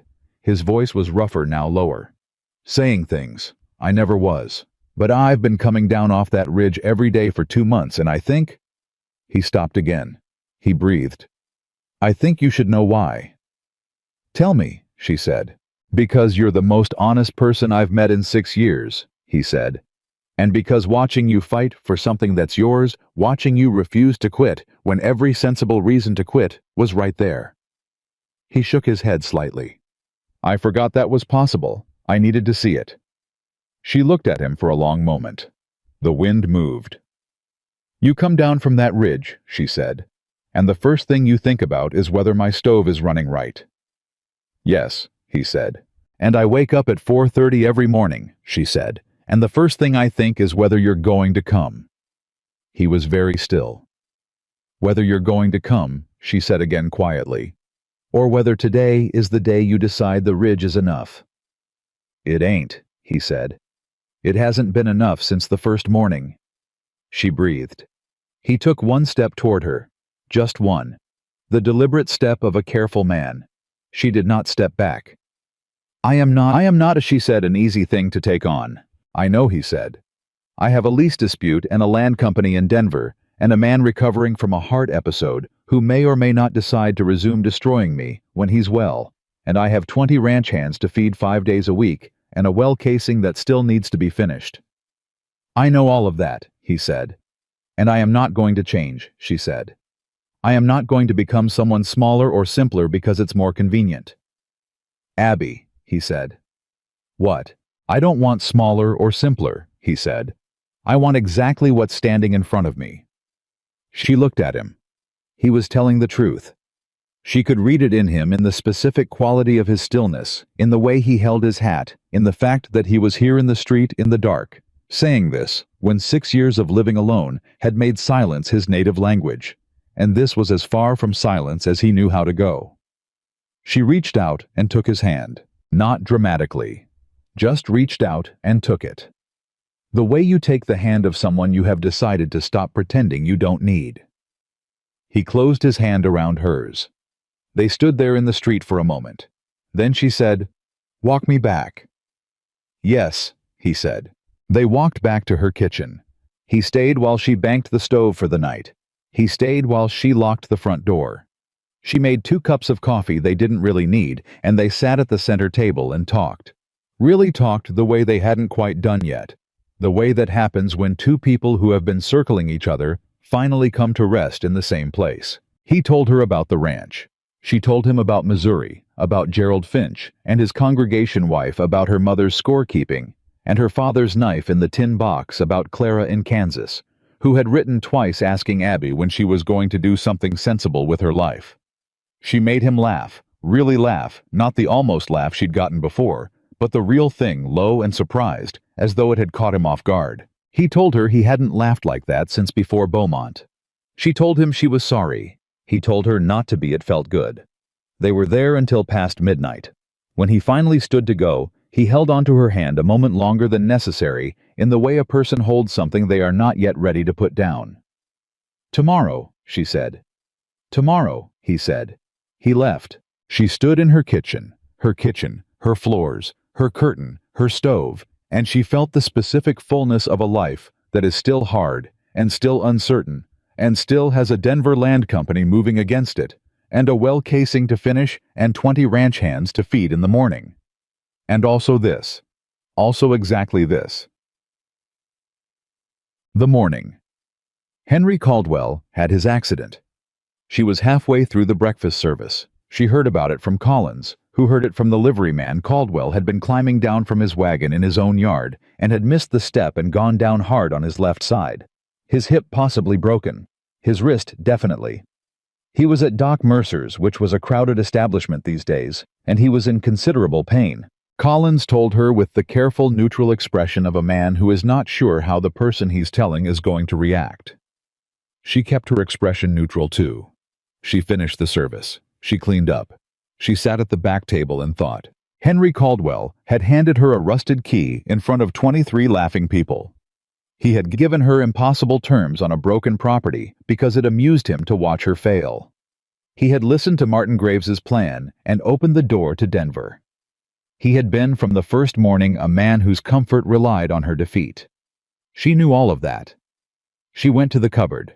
She made a second pot of soup. Nathan arrived at 11.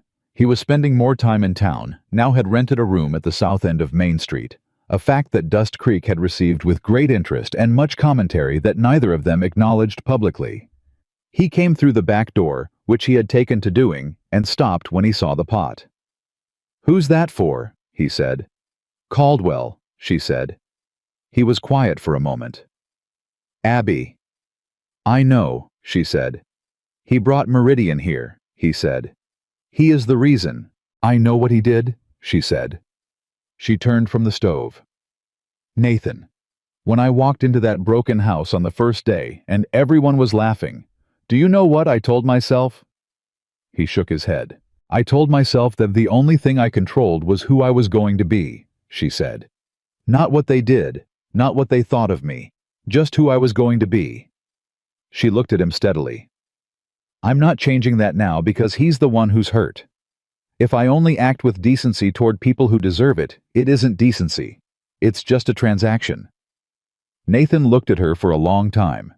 Then he said very quietly, "You're a better person than I am." "You're catching up," she said.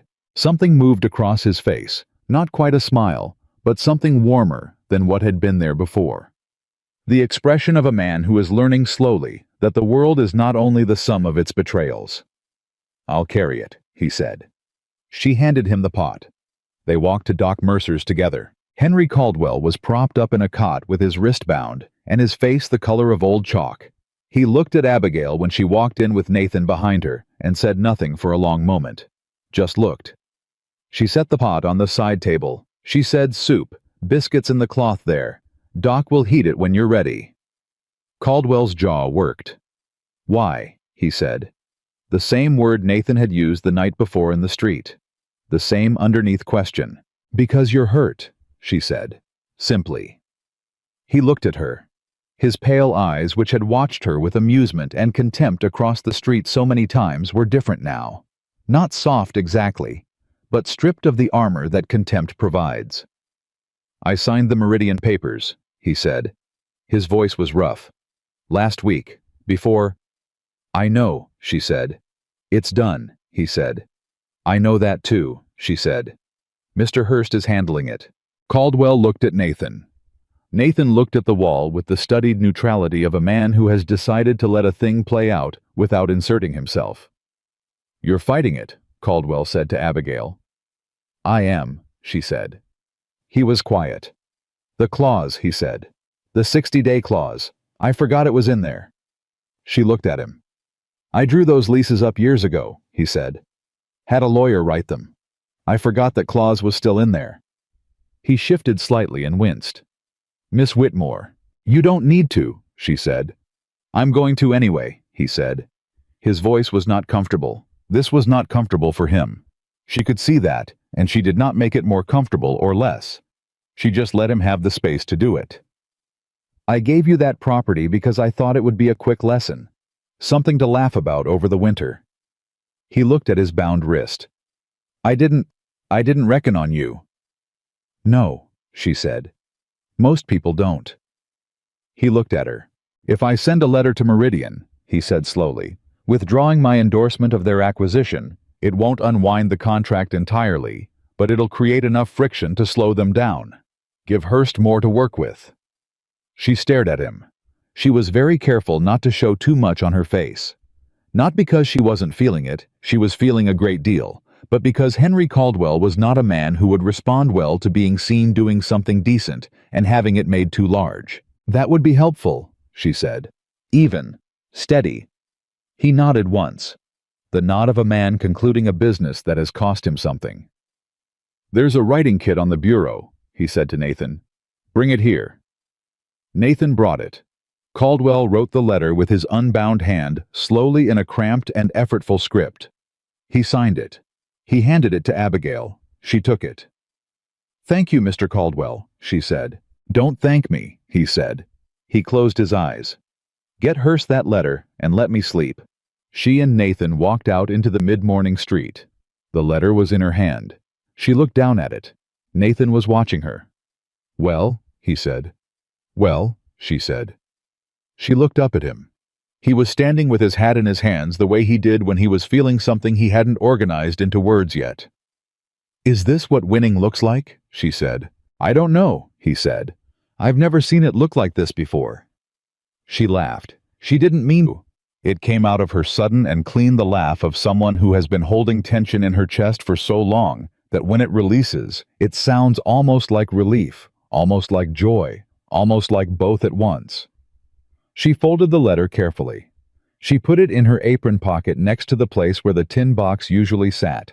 "Come have breakfast," she said. "I have biscuits from this morning that are still good." "You already closed service," he said. "I'll make an exception," she said. He put his hat on. He offered her his arm. Not with flourish, not with performance. Just offered it the way a man offers something when it seems like the right and natural thing.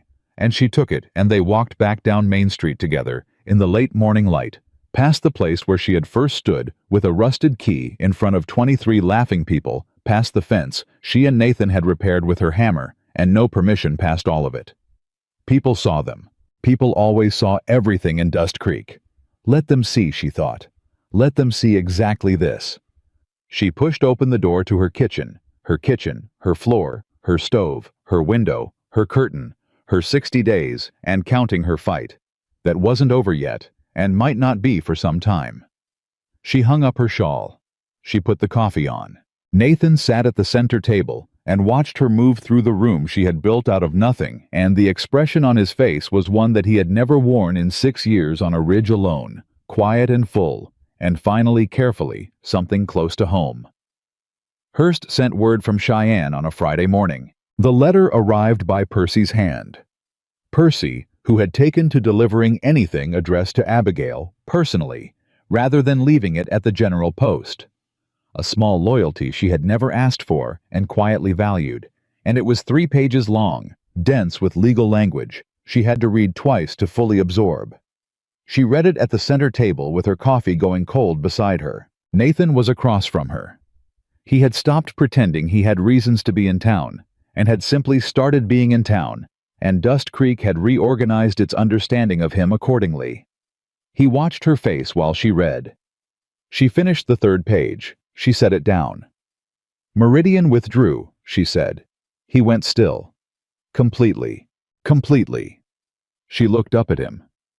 Hurst says Caldwell's letter combined with the 60-day clause made the acquisition legally complicated enough that Meridian's Denver office decided the property wasn't worth the friction.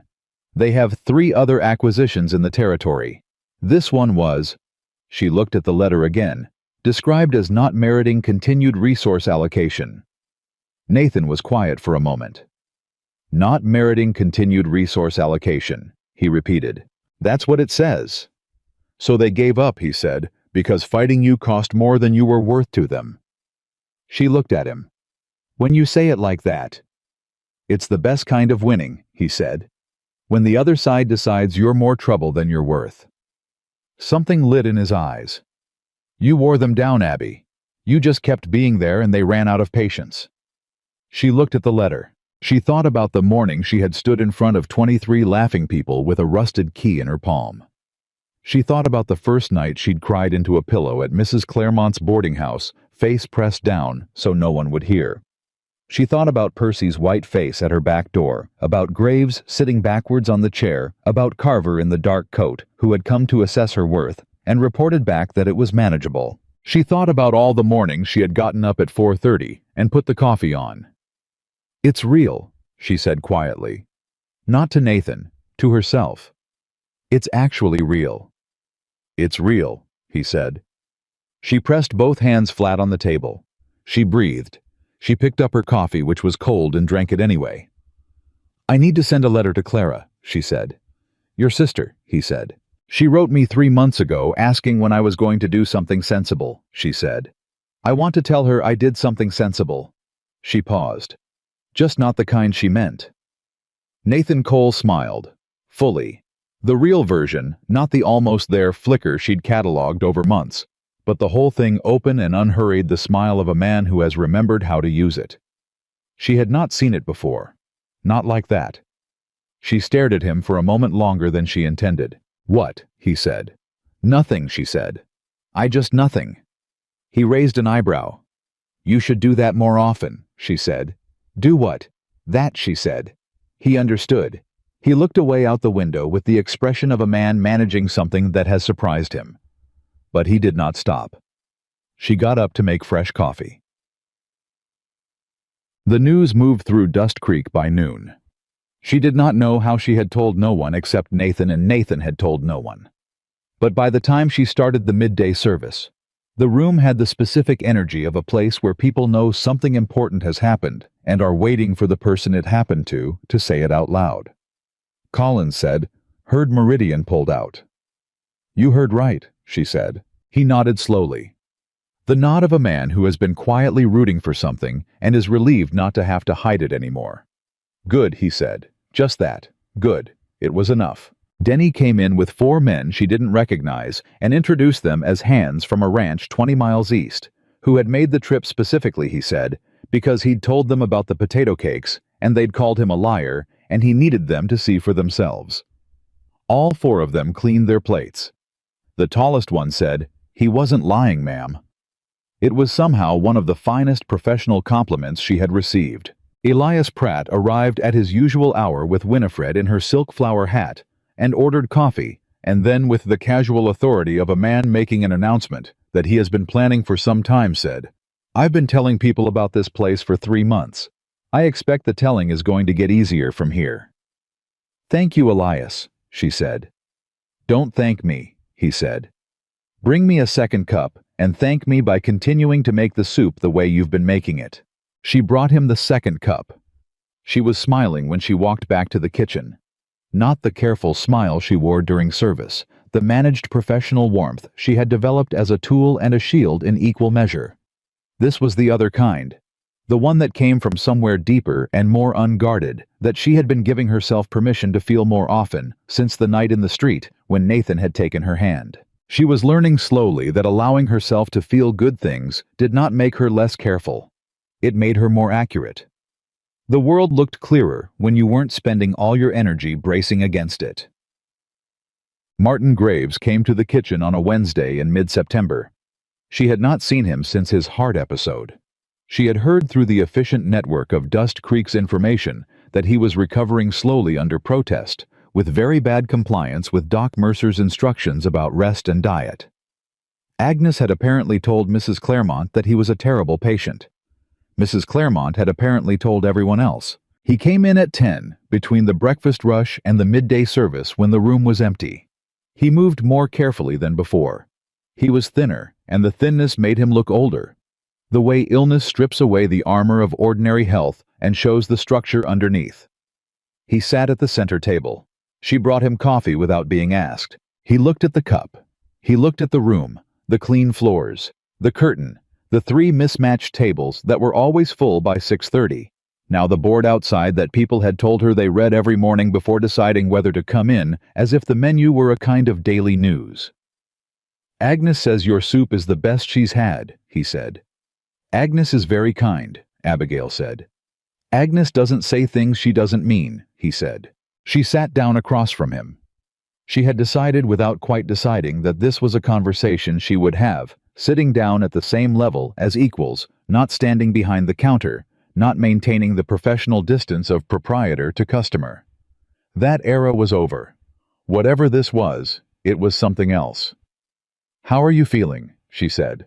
He looked at her with the expression she had seen on Henry Caldwell's face in Doc Mercer's office, that stripped-back look of a man whose usual armor has been removed by circumstances he didn't choose. "Like a man who nearly died," he said. "Which I understand is considered educational." "I imagine so," she said. He wrapped his hands around the coffee cup. He was quiet for a moment. Then, "I owe you an accounting." "You don't," she said. "Miss Whitmore," he said. "I bought your supply lines. I sent Carver to assess this property for acquisition. I sat in that chair." He nodded at the chair he'd turned backwards all those weeks ago, and told you that you were making a mistake. He looked at her directly.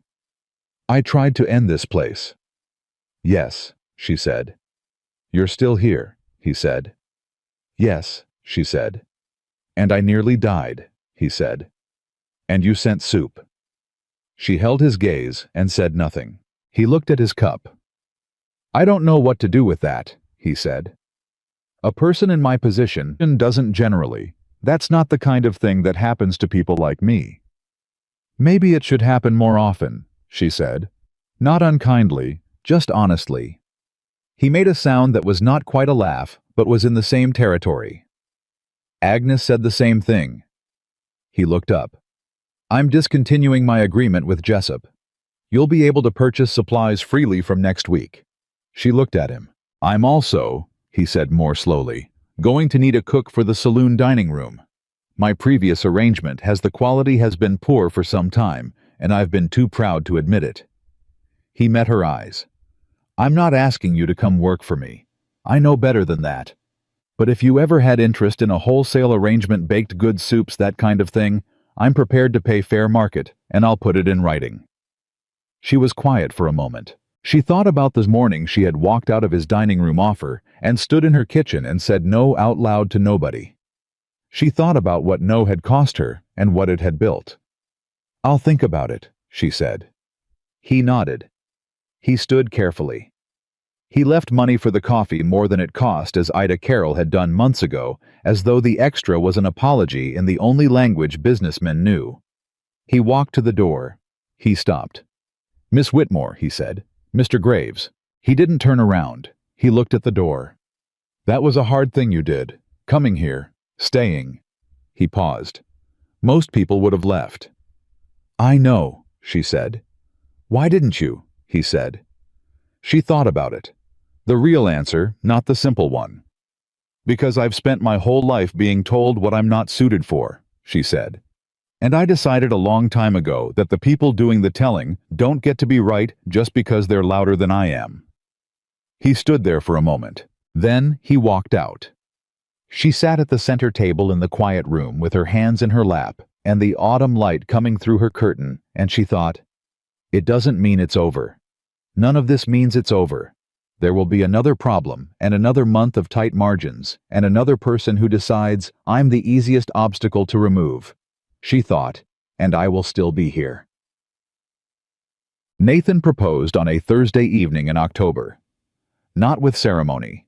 Not with anything she would have predicted, because nothing about him operated the way she would have predicted, which was one of the things she had come to understand as fundamental to who he was and who they were together. He had spent the day helping the well casing contractor finish the work on the waterline work that was now fully paid for from her own earnings, a fact she had told him about on a Monday morning with a specific satisfaction that she did not try to hide, and he came in at the end of it with the look of a man who has made a decision somewhere in the middle of a practical task and is ready to say it out loud. She was at the back counter finishing the prep for tomorrow's service.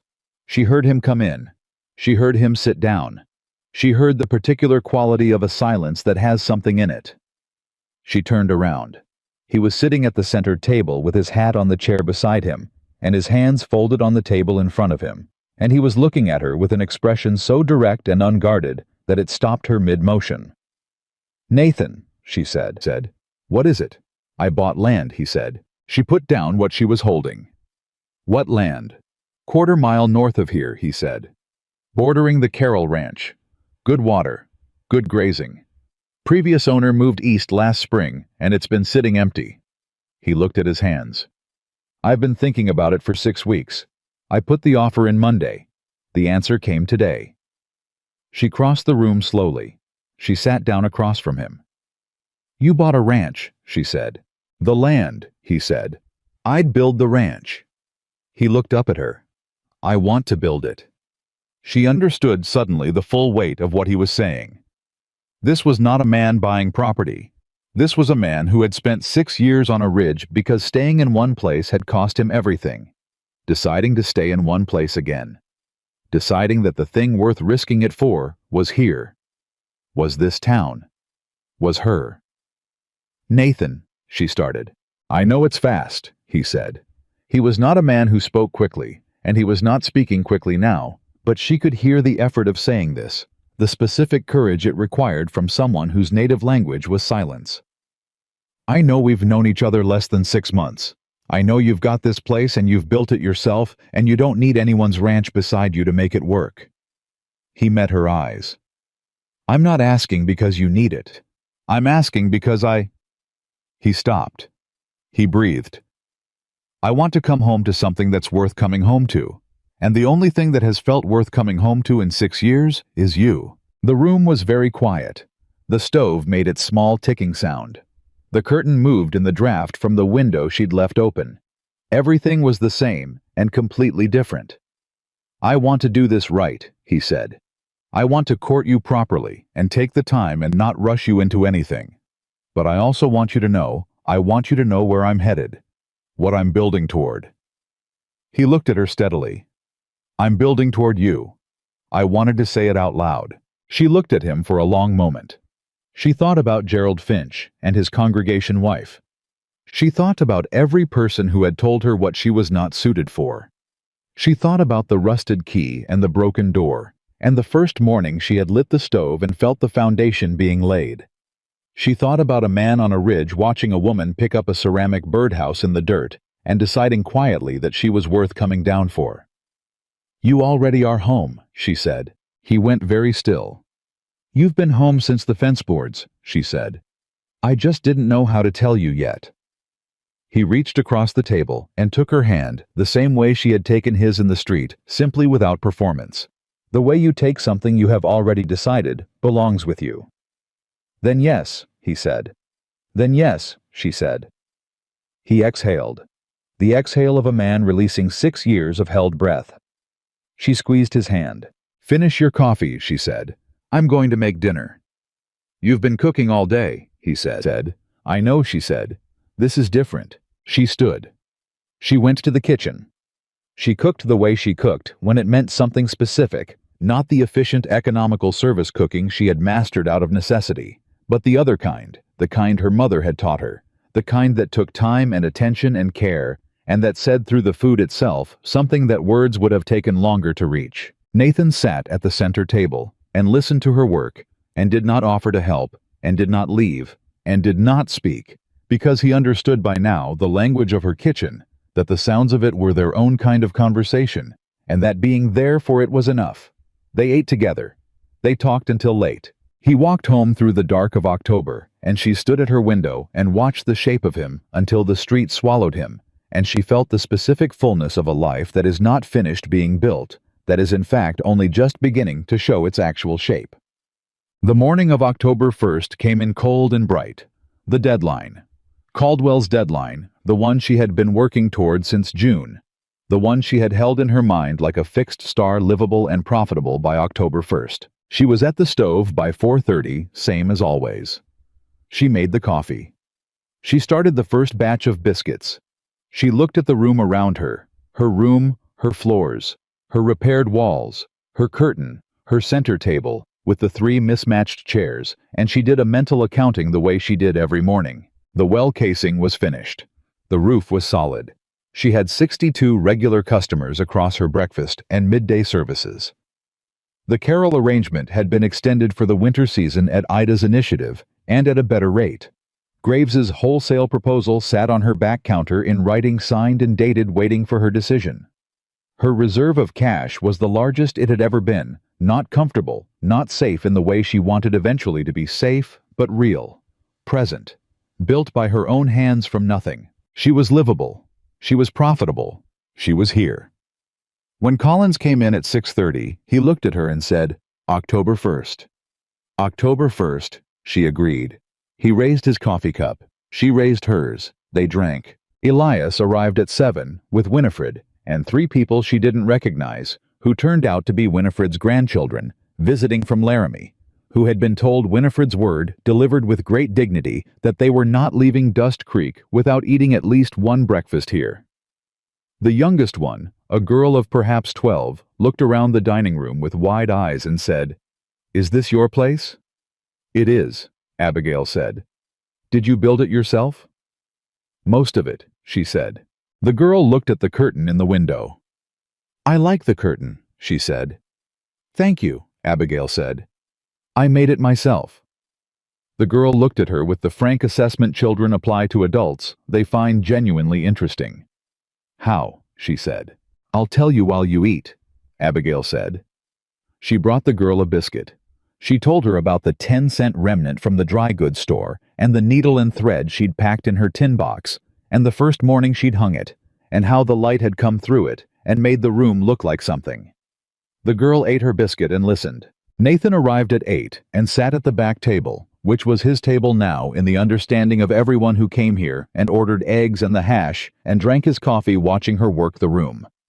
She caught his eye once across the full and noisy breakfast service over the heads of all those people who had come and kept coming and would keep coming, and something passed between them that was not a word and did not need to be. She went back to the kitchen. She started the next order. Chapeg. The last twist came in November, and it came from Denver. Hearst sent word. A letter again, 3 pages dense and careful, and this time she read it standing at the back counter with Nathan beside her, because she had decided consciously and deliberately that the era of reading difficult news alone was over. Meridian Land and Commerce had not simply withdrawn from the Caldwell property acquisition. They had filed a complaint with the Territorial Land Office about what they described as irregular lease practices by Henry Caldwell in Dust Creek. Specifically lease terms that contained hidden clauses and inconsistent transfer provisions that had created legal exposure for Meridian in their acquisition attempt. The Territorial Land Office was investigating. Several other Caldwell properties in the county were now under review, and in the course of that investigation, a secondary finding had emerged: Caldwell's original lease on the Greer property. Abigail's property contained a provision buried in the 3rd page that Hearst had identified in his initial reading and flagged for further analysis. A provision that stated if the tenant improved the property to a viable commercial standard within the lease period, and if the landlord had failed to disclose known structural deficiencies at the time of lease signing, which Caldwell had in fact done, regarding the well casing and the roof, the tenant held right of first purchase at assessed value. She had the right to buy her kitchen. She read that sentence 4 times. Nathan was reading over her shoulder. She felt the moment he reached the same sentence. She felt him go still. Hearst knew this was in there, she said. He flagged it in the 2nd week, Nathan said. His voice was carefully controlled. He told me. He said he wanted to be certain before he told you, because he didn't want to give you a hope that didn't materialize. She turned and looked at him. You knew. For 3 weeks, he said. Abby, I'm sorry he asked me not to say anything until... Nathan. She looked at him steadily. How much is the assessed value? He told her. She did the arithmetic. The reserve she had built. The Carroll extension. The Graves wholesale arrangement she had finally 2 weeks ago accepted and signed. I can do it, she said, quietly. With the specific calm of a woman who has been moving towards something for so long that arriving at its edge feels less like surprise and more like recognition. I can buy it. Yes, he said. It'll take everything I have, she said. Yes, he said. And then I'll have to start the reserve again from nothing. Yes, he said. She looked at him. My ranch land borders Carroll property, he said. Which means it borders the supply route into town. I've been talking to a man in Laramie about cattle. If I run a small herd next season, and if I sell direct to you, rather than through the market, your food costs drop by roughly 1/3. She stared at him. You planned this, she said. I planned ahead, he said. The distinction his expression said was important to him. She looked at the letter in her hands. She looked around the room, her room that she had built with her hands and her money, and her refusal to leave, that had started as a joke and become a thing. People rode 40 miles, for that had been the target of 2 men's contempt and a Denver Land Company's calculation, and had outlasted all of it. I want to buy it, she said. I know, he said. Today, she said. Hearst is in Cheyenne, he said. But he can have the papers ready by Monday. Monday, she said. She set the letter down. She took a breath that was large enough to feel, And then she went to the door and opened it and turned the small wooden sign Nathan had made for her in September, that said in his careful lettering, "Whitmore's Kitchen Open," and she looked out at the main street of Dust Creek, Wyoming, on a cold November morning. Dust Creek looked back at her. A woman she didn't recognize was reading her menu board outside. She watched the woman read it, consider, and turn toward the door. "Good morning," Abigail said. "Come on in, coffee's on." The woman smiled and came in. Abigail held the door for her. She looked once more at the street, at the place where she had stood with 23 laughing people and a rusted key at the fence she had repaired at the town that had tried to be done with her before she had started, and she felt something settle in her chest. Something final and solid and wholly her own. She went inside. She let the door close behind her. Nathan was at the center table. Elias was in his corner chair. Collins had just come in with the fourth man he always brought on Mondays. Percy from the telegraph office was hanging up his coat. Winifred would arrive at 7 with or without grandchildren depending on the week. The Carroll hands would come at noon. They would all come. They kept coming. She went to the kitchen.